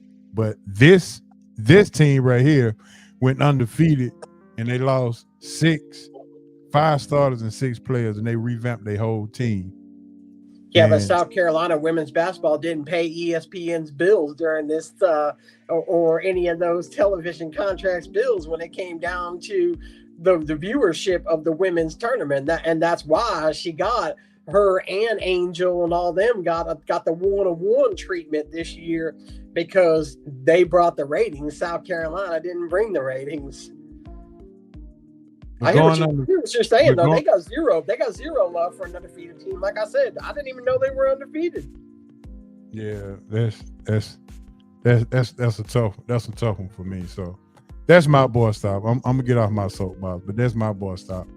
For somebody to go undefeated, 38-0, and there's no lead story about any of those things. You'd rather ask Dawn Staley about a transgender effect in the game instead of talking about being undefeated. I mean, why they do that at? I mean, again, boy, stop. But all right, Han, I'm gonna let you go. But you just took my boy stop, and my boy stop goes to that report that asked Dawn Staley that question on the biggest stage. You're going to ask her about a transgender, situation and how she feels about it in a moment where she's, about to play the biggest game at this time in her life, coaching in a big moment like that. So I thought that was bad. I thought it was, I thought it was just a backhanded thing to do at a press conference like that, to try to put her on the spot like that. And I thought she handled it well. Yeah. The way she threw it back at him, basically saying, you want to ask me this at this time. So she kind of handled it very professionally, whether you agree with what she said or not. I just thought it was a bad timing and bad taste. So that was my boy stop. I agree. I definitely agree. All right, Bob, what you got for your boy stop? Well, I'm going to go with a different one, but my boy stop was, how do you ask Dawn Staley that question in the middle, in the national championship game of something that doesn't have no relevancy to the championship game whatsoever? Oh, that ticked me off. I was like, really? Now? You ask that now? Now? I mean, you couldn't even wait until the game was done. You asked that now? I could not believe it. So I'm going to hit you with the triple crown on that because that was ridiculous. So that is a perfect boy stop. But I want a boy stop this infatuation that MLB has with umpire Angel Hernandez. What does that guy got on MLB that he can continue to control the games, continue to confront players like I've never seen it before in MLB. The guy constantly scores the worst. He's lost a lawsuit against MLB for racial profiling or whatever the heck that he decided to go after them for last year. And he is the worst umpire in the game. How does he still have a job in MLB? H.O., how? He's well. Is it because he's a Latino? Yeah, I would say that maybe the cartel has a lot to do with it. Man, I want to know. I just want to know what he has on Rob Manfred that allows him to still continue to be employed by MLB. Because dude is garbage. Yeah, he's pretty bad. I'm tired of him costing games. It's just ridiculous. I mean, he knows he controls the game and he makes sure we all know it too, which is why I'm such a big fan of the robo umpires to be coming in. We need to take the power away from people like him. And it's ridiculous. He is so bad. I love to look at his scorecards when he's behind the plate every day, just to see how bad he was. And it's always like 80% to 84% correct calls. And it favors one team so bad. And I'm like, dang, I wonder if he hit the casino before he came in because it's that obvious. Yep. All right, fellas. Well, that's going to end our Ballers, Busters, and Boys Stop. We're finna jump into some roundtable discussion. And we're going to let that thing be sponsored by Bow Bell Basketball. If you're looking for some improvement in your basketball game, Bow Bell Basketball is where you need to go to find out. We got a boy stop for your boy. Cuz got a boy stop.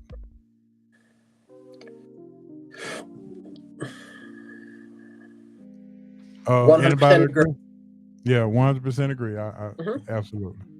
She ain't even in the top 5. I'm sorry. Yeah. She was just born at the right time, I guess. But she's great, but she's not one of the greats. There's right. a big difference. You can be great. But she had a great year. The greats, it's different.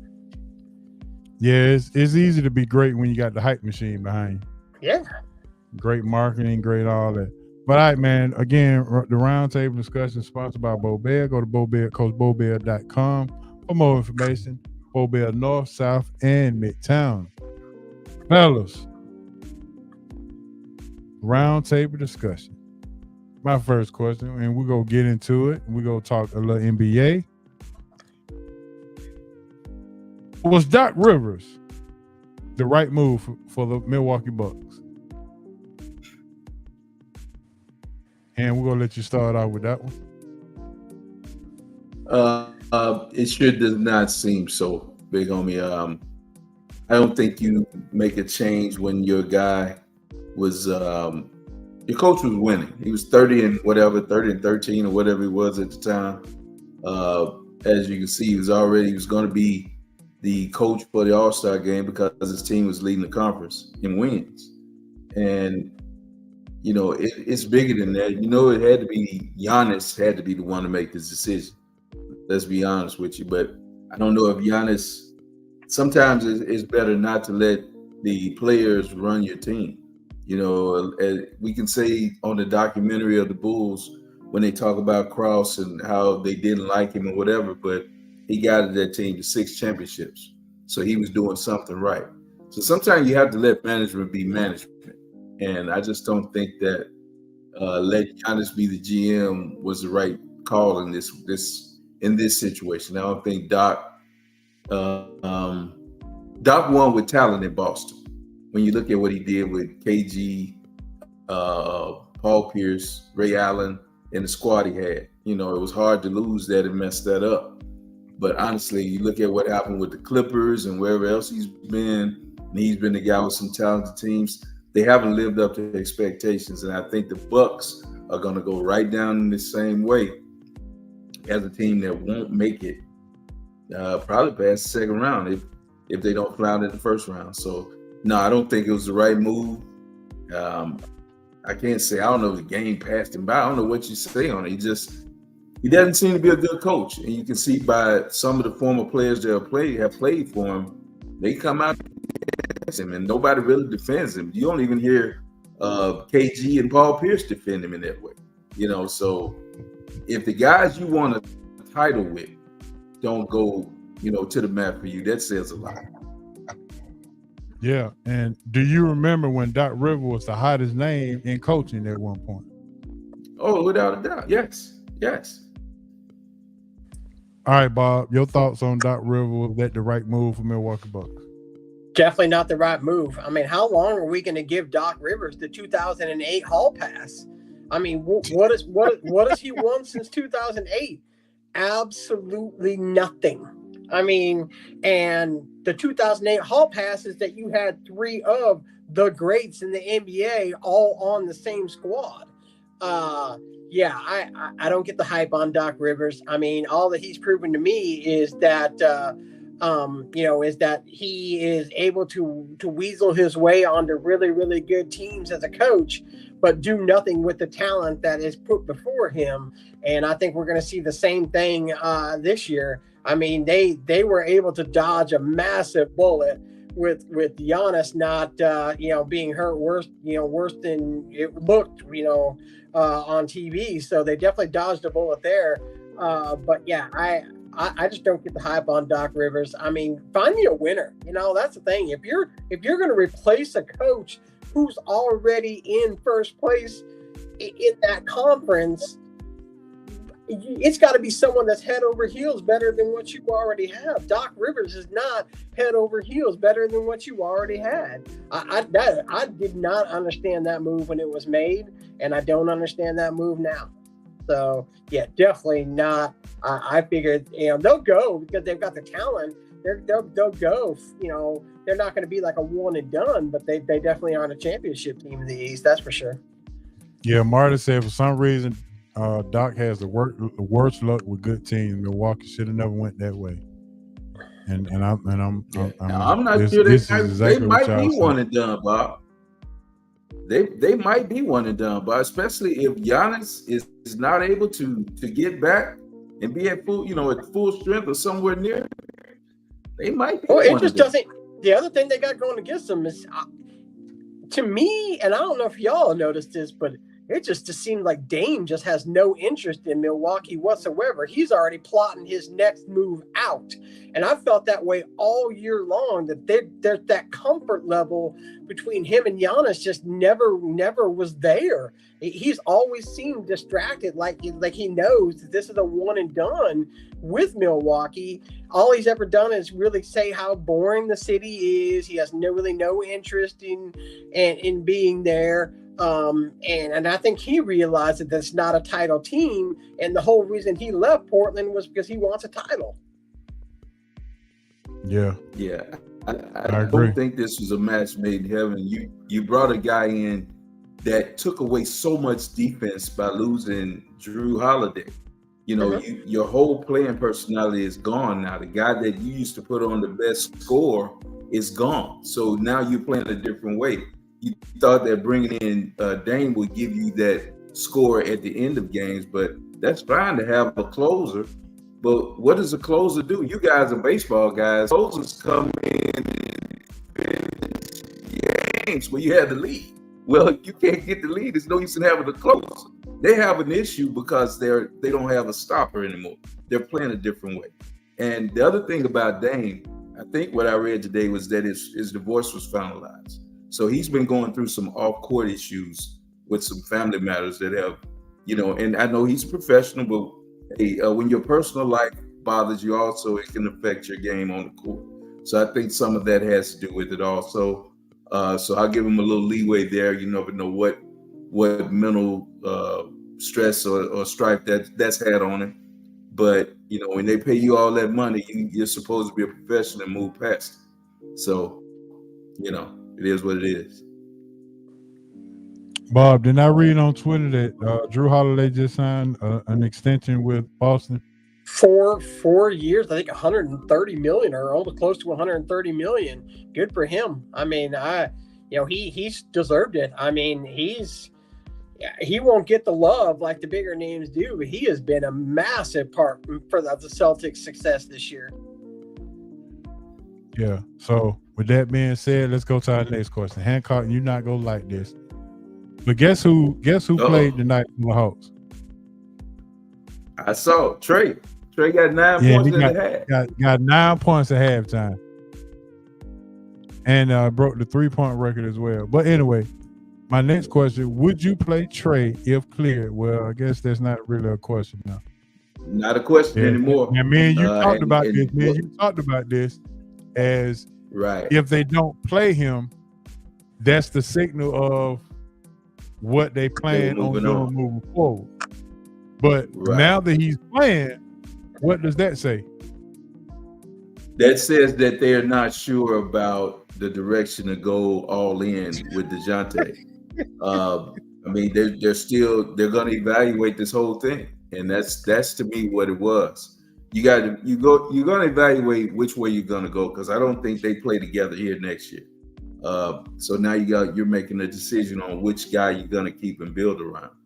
And when you decide on that, you're going to have to build two completely different ways, because if you stay with Trey, you got to find a way to protect him on the defensive end, along with not losing the offensive prowess.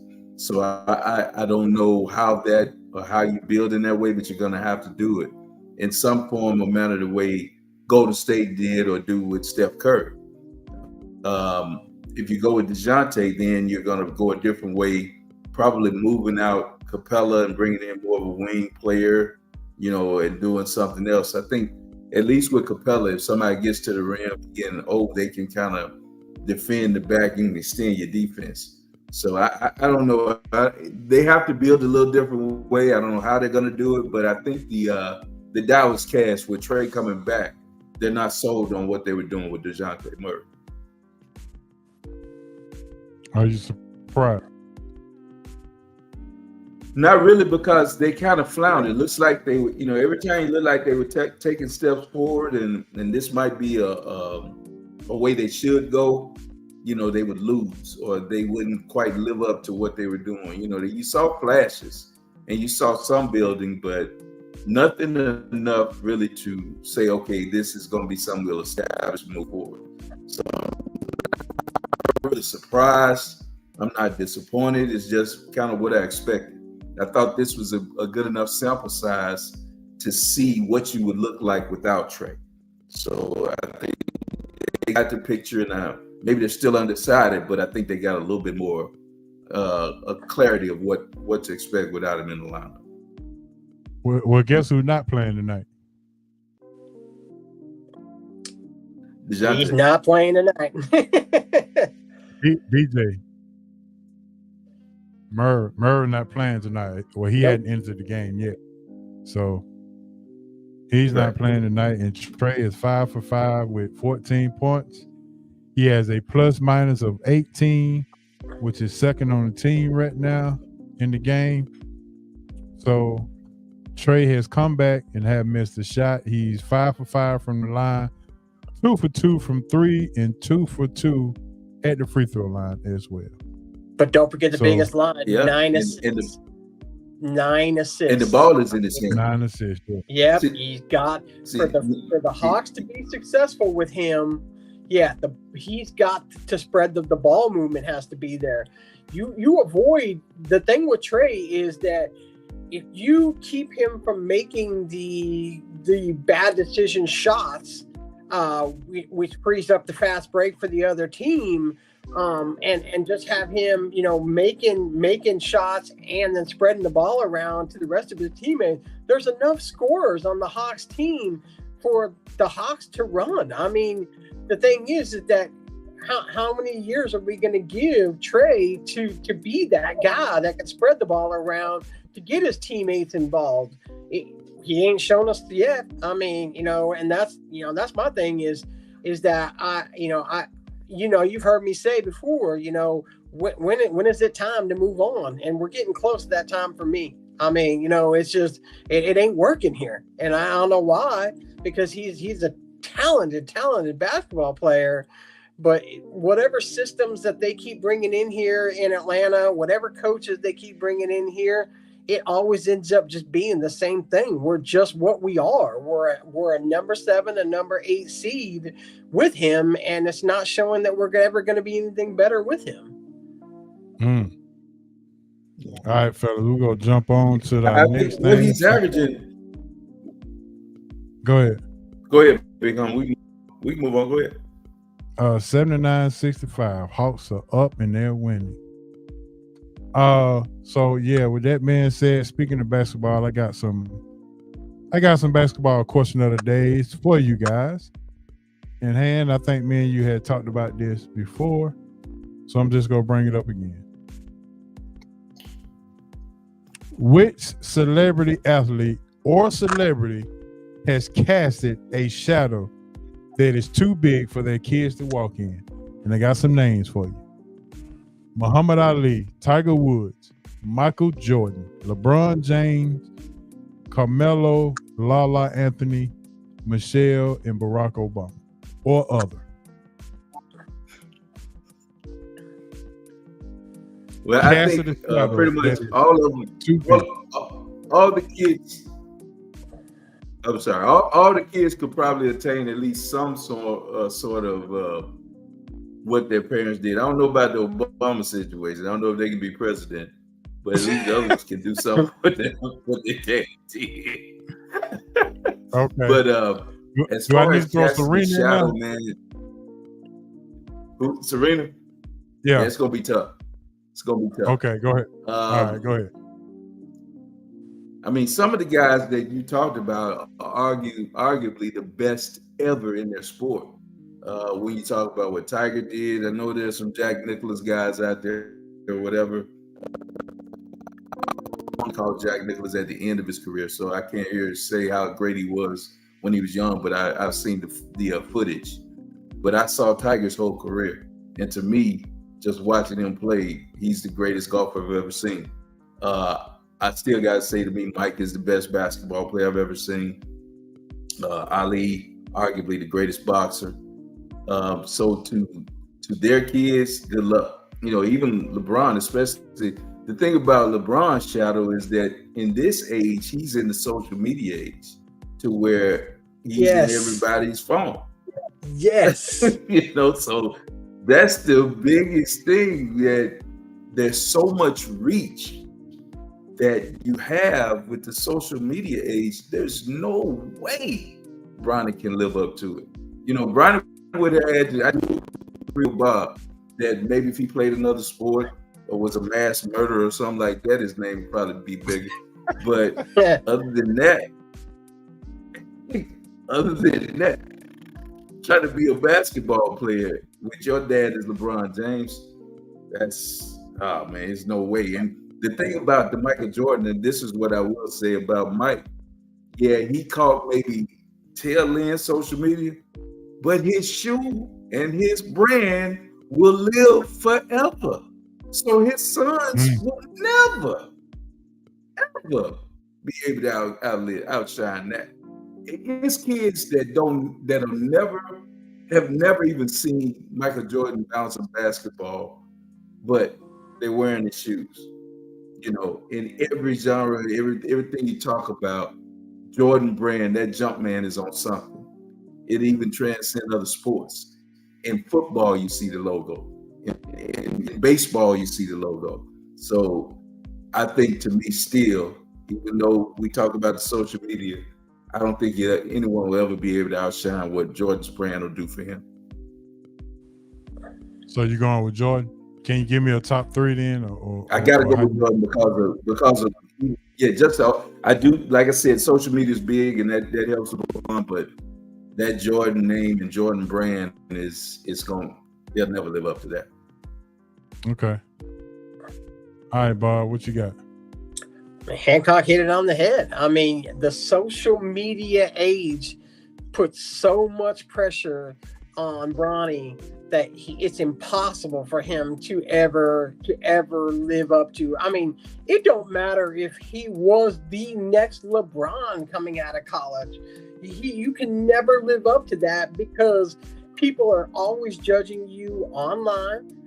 Your game footage is easily available within seconds online. So when you struggle, people will be picking apart your game within 5 minutes of your game being over. It's a whole different era when it comes to pressure just in general, but pressure being the son of one of the all-time greats in a sport, and then struggling to be that guy.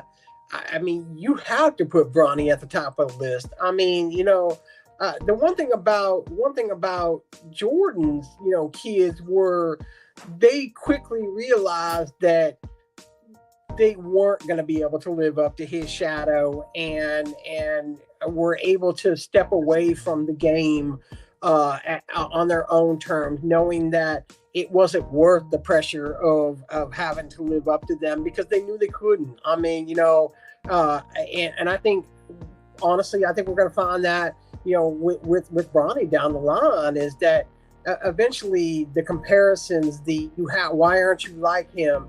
He'll get that year or whatever that he gets to play with his dad. He's good enough to get to where he'll be able to play with his father, but once his father leaves and he doesn't have that crutch to hold him up in the NBA, unless he shows any kind of improvement, he'll be out of the league quickly, and right now I just think his dad is the crutch for him to get into the league, knowing again that, he's come out and said that he wants to play with his son before he retires. So he's going to backtrack a little bit on that lately, but yeah, to me, it's either Bronny or it's easily Bronny just because of the way we are in life right now with quick social media. All right. I was going to ask, does so Melo and Lala no love for their son and how he's coming up trying to fit into his father's, basically? Yeah, I think Kiyan will. There's pressure there because both of the parents are famous. But the thing about it is, Melo was overshadowed so much by LeBron that I don't think that's going to be the big burden that Bronny's going to face. It's not the same. So yeah, I mean, Kiyan doesn't have to be an all-time great. Even though Melo's considered a great, he's not. He's never in the argument of being on the Mount Rushmore. You understand what I mean? He's never been like, Melo. I argue that he's the greatest. You might say he's one of the greatest scorers, but you're not going to say he's one of the greatest basketball players.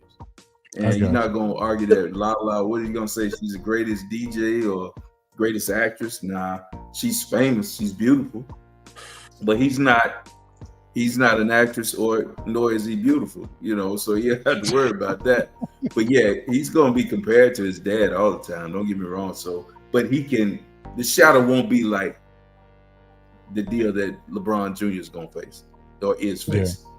The other greats, the other greats are still are still have young enough kids to where we don't know, like Charlie, he's still a young kid. We don't know if he's ever going to be, as good as his dad, because he's still coming in. I mean, we look at it now and he's definitely opening some eyes in the golf world for being, a guy that can step into that type of shadow. But like Serena's kids, we'll never know yet whether or not if Serena's kids take up tennis, are they going to be as good as their mom? I mean, their mom's a legend, so, considered an all-time great. The pressure's always going to be there when you're the offspring of someone that is an all-time great. But you just have to have some people have that gene within them that doesn't affect them, then they will be. Charlie Woods to me, has a chance to be one of those, kids that just has that killer instinct in him, like his dad does, to be as good as he is. Is he going to win as many titles as his dad? That's going to be tough. I mean, again, his dad's an all-time great. Yep.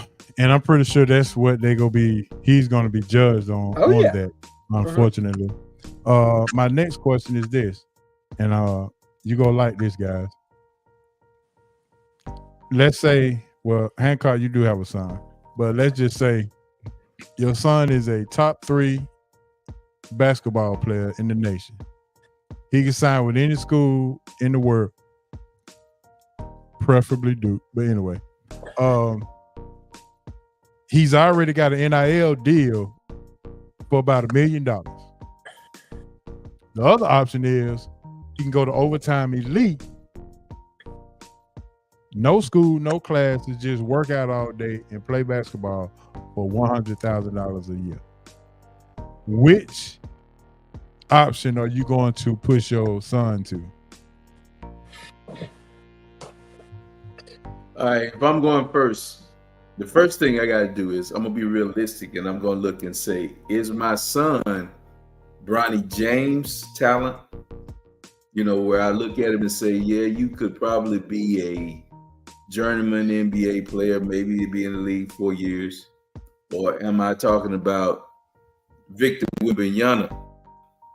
You understand what I'm saying? So if it's I'm evaluating the talent. If he's the talent of a Victor Wembanyama, I would probably do the $100K G League thing because, let's not say Wembanyama, because Wembanyama he wouldn't go to the G League. Let's say he's Jonathan Kuminga. Mm-hmm. That a good comparison. A guy that we knew he had talent to be a star in the league, because I think he's going to be a star. So in that respect, yeah, I could get that meal and send him to a school, but he needs to be playing every day, developing the skills. So to me, I'm sending my son, if he's got the talent and the size of a Kuminga, he's going to G League Elite or whatever to learn and to get paid and play basketball, because I know that year there is going to help him and he's going to be a good, solid pro. And if he's LeBron James Jr., I might send him to school. Yeah. If he has that talent, send him to school. You can manage him in Atlanta because you're here. Because, when you get that popular, you're going to have the guys that we talk about, the circle, to come around and want to be leeches off of your money and be popular. Let's go to Magic City. Let's go to Blue Flame and let's do this and that. But if he's with you, then that's you can give him structure. You can give him money management, things of that nature. It's kind of hard to do that when you send your kid off of college. Kind of hard to send your kids off of college and say, okay, let me manage $1 million by myself, and you off miles and miles away from home. That's kind of difficult. All right, Bob, what you got? Well, I'm definitely directing them more towards NIL because, Adam Silver just mentioned that NIL could spell the death of Overtime Elite. They already shut down the NBA. Shut down. Yeah, the developmental. There's really no need for it anymore. That was the whole purpose of that league was, for those that wanted to make a little bit of money while developing their game instead of going to college.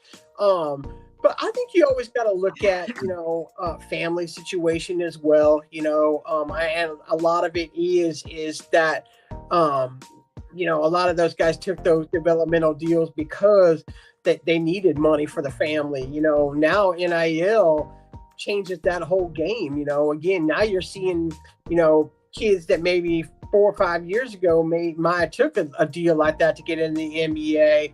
Now driving around in Lamborghinis because they got a $5 million NIL deal that takes care of them more than any kind of NBA developmental deal can do. That's why you're really going to see more guys sticking it out in college longer that are mid. Guys that might be big time college stars, but when you look at their draft stock, they're maybe a mid to late round pick in the first round. So they're going to stick it around to be the college star making the big time money, and then evaluating their draft stock. That's why it kind of surprised me about Bronny, because I feel like he's leaving a lot of money on the table NIL wise, because of who he is. So that's why it kind of shocked me that he wants to go test the market for getting into the league. So I think I would, if it were my kid, I'd be directing him more towards NIL and see.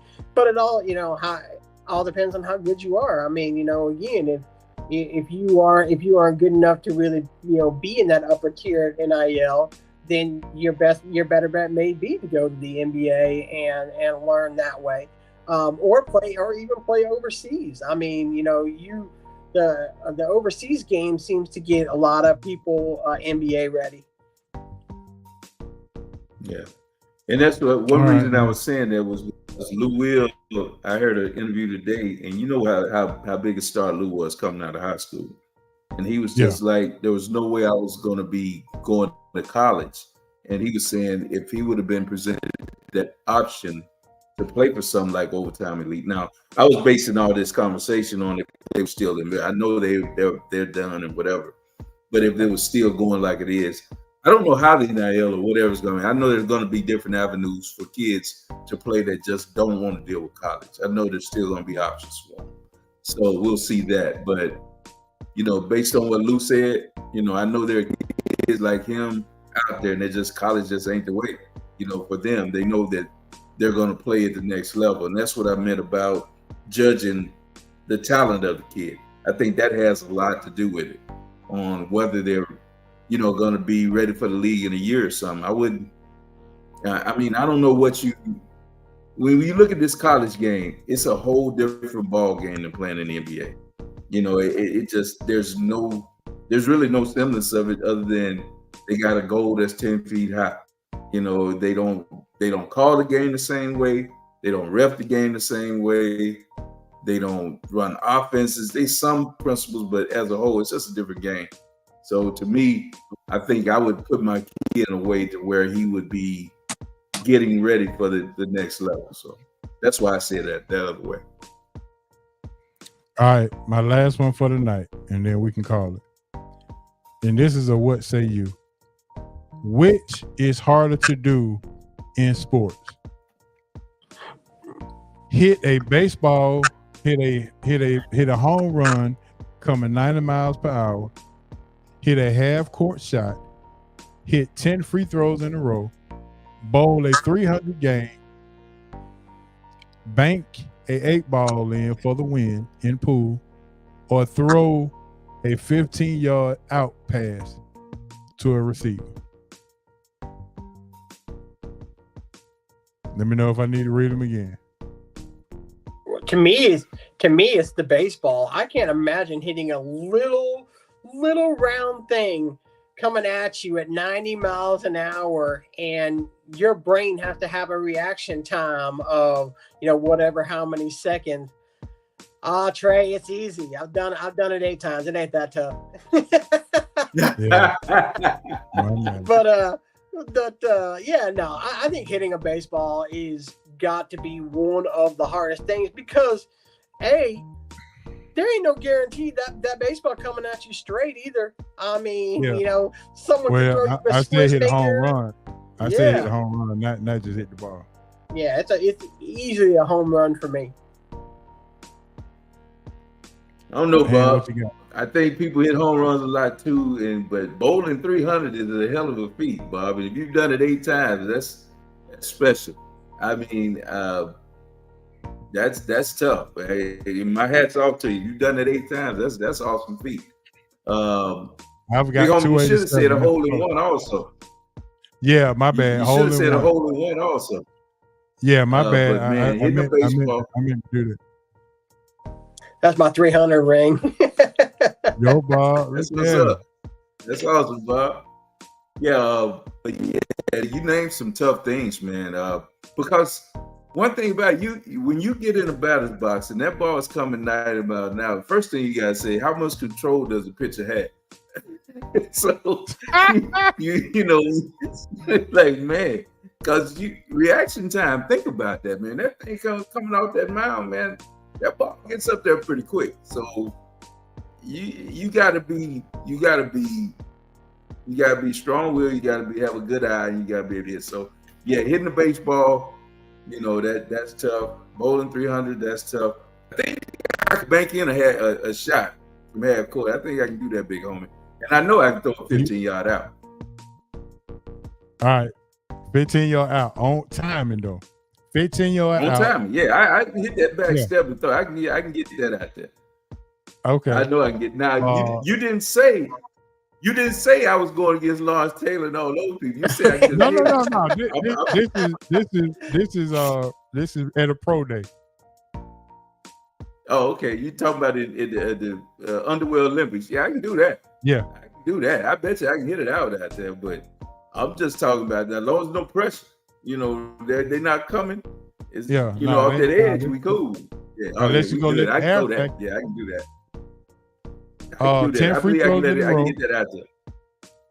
How many? And you get 10 free throws in a row, and you got half court shot. Yeah, I think I can do both of those. Okay. Bob got kind of quiet when we started talking basketball. Come on, Bob. Well, I'm trying to think. To me, I would think my automatic answer would be, and the harder thing to do would be to hit a half court shot. But then I try to think, I've shot a lot of hoops in my time.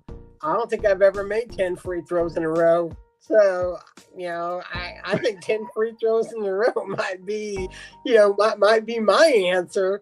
I don't know. That's a good one, because hitting a half court shot seems not so tough. But I mean, imagine if there was like a car or $1 million on the line for getting a half court shot. I don't know if I could do it, but I'm pretty sure I know I couldn't make 10 free throws in a row.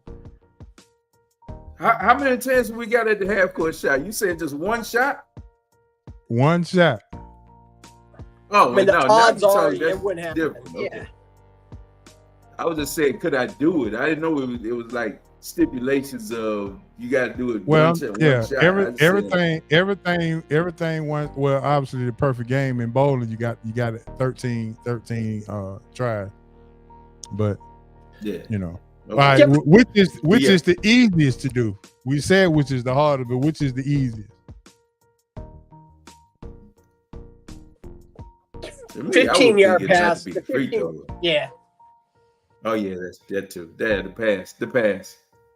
Mm-hmm. The pass. Yeah. I can hit 10 free throws. I can hit 10 free throws in a row with ease. That's the easiest for me. I gotta think sinking an 8-ball can't be that tough. I'm terrible. You gotta bank. You gotta bank the 8-ball, not sink it. You gotta bank it. Oh, bank it? Ooh. Okay, never mind. I take that back. That's hard. But I'm terrible at pool. I love to play pool, but I'm terrible at pool. So yeah, bank it. You gotta bank the 8-ball. Yeah. That might overtake a baseball for me then.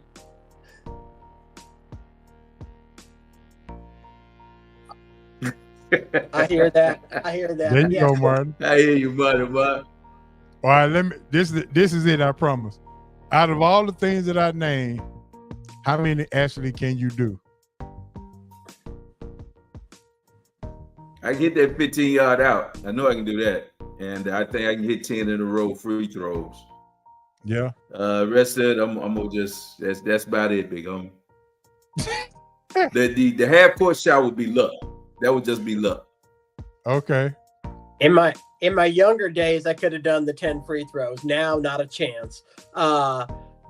Obviously, the bowling I can do still. In fact, I think it was just last year that I racked off 11 in a row. So that was, I came close just last year. So I definitely know I can shoot a 300. I know I can make the 15-yard pass, but I think that's it for me too. I know I'm the youngster of the group, but man, I ain't getting any younger when it comes to doing that type of stuff. Okay. Well, that's all I got, fellas. And that was pretty good. That was pretty good. Let me see. Did I have anything else? Oh yeah, I do have a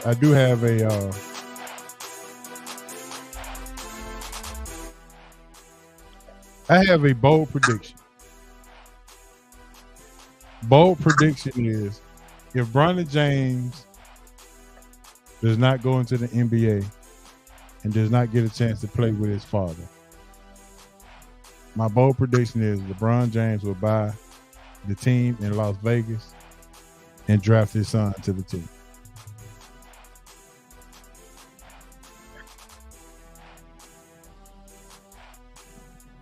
I'm just saying. Good.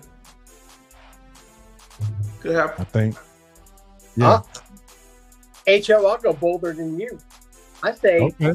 Bronny James isn't in the league in 3 years. You say he isn't? Is not in the league in 3 years.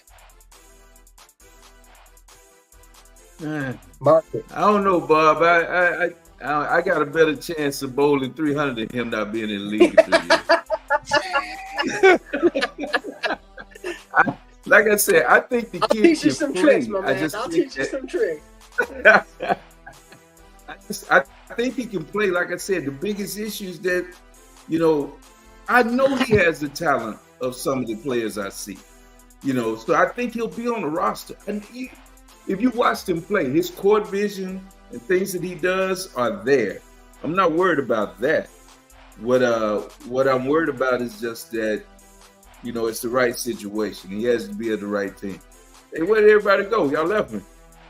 But anyway, that's my views on it. Hopefully that Bronny gets his chance and we see something special for him, man. But yeah, I think that just the name, Bob, I think that's the biggest thing that hurts him in this way. But I honestly feel like his talent is an NBA basketball player. So I think he'll have a career in the league because he just does what he's about 6'2". He'll be on somebody's roster. Just we'll always have that thing, but you're not your daddy. That's the only thing that's gonna bother. That's fair, Josh. That's fair.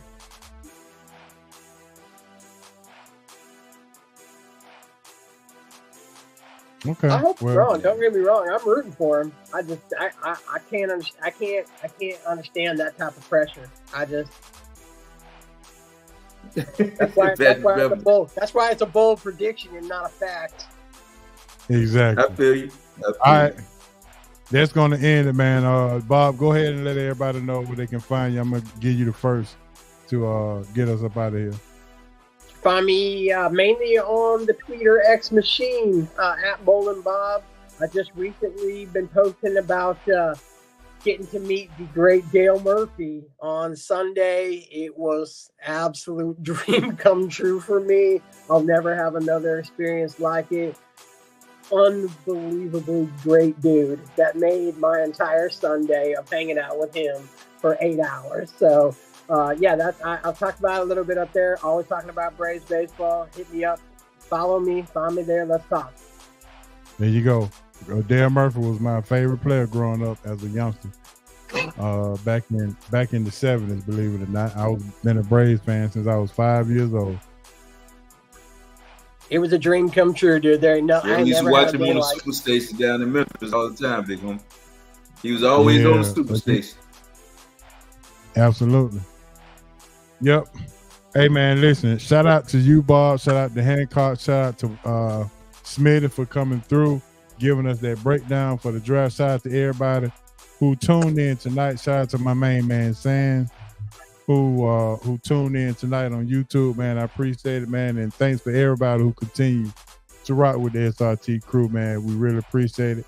Don't forget to go to YouTube, subscribe to the channel, click that notification bell so you'll know when we come on each and every Wednesday.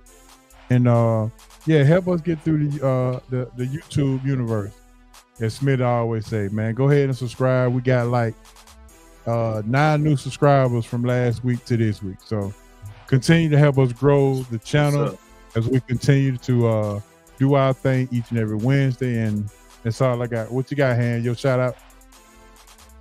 Hey man, shout out Bob, man, for coming through, man, providing that knowledge, man, and it making me envious of having them 300 games. Maybe one day I get out there to do it. Maybe I throw it with my left hand, I get up 300. I gotta hang on to this. I gotta hang on to the small things I got, buddy. Hey, that's what's up, man. It's a hell of an accomplishment, man. But hey, man, just getting ready for this next week, man. I appreciate everybody tuning in. Get ready for this next sports round. I guess we about to get into that NBA big time, big homie. So we'll get down that stretch. We'll be talking big time NBA in the next week, I'm sure. Yep. All right, Bob. What's your shout outs, bro? I want to shout out to you guys again for inviting me back on. Like I told you many, many times before, my favorite thing to do is to talk sports barber style. So this is. I'm here by my lonesome. My wife's on a work trip, so getting to hang out with y'all today makes my week. So I appreciate y'all inviting me on. Absolutely, man. And make sure you go check Bob out on the Twitter X and all that kind of stuff. And Bob, did you win your pool? I got a text say, well, you picked UConn, but did you win your pool? Did you win some money? I did not, because UConn was all I had. So, I mean, I was the only one to pick them to win, but no, it was over well before that. Oh, okay. Gotcha. All right, man. With that being said, we're going to get up out of here, man. So, to all those who continue to tune in, thanks for Smitty Crew as they continue to watch. Appreciate that, Josh. Appreciate that, everybody, man. And you know how we get up out of here. All right, Han, let's roll with it. Boogie, I'm headed home, baby. This your main man, H.O. from Bankhead, R.I.P. Moms and Pops, and R.I.P. BC. And if you love the show, tell a friend. And if you didn't, we're going to try to bowl 300 next week, baby. Yes, sir. And we out of here. Peace.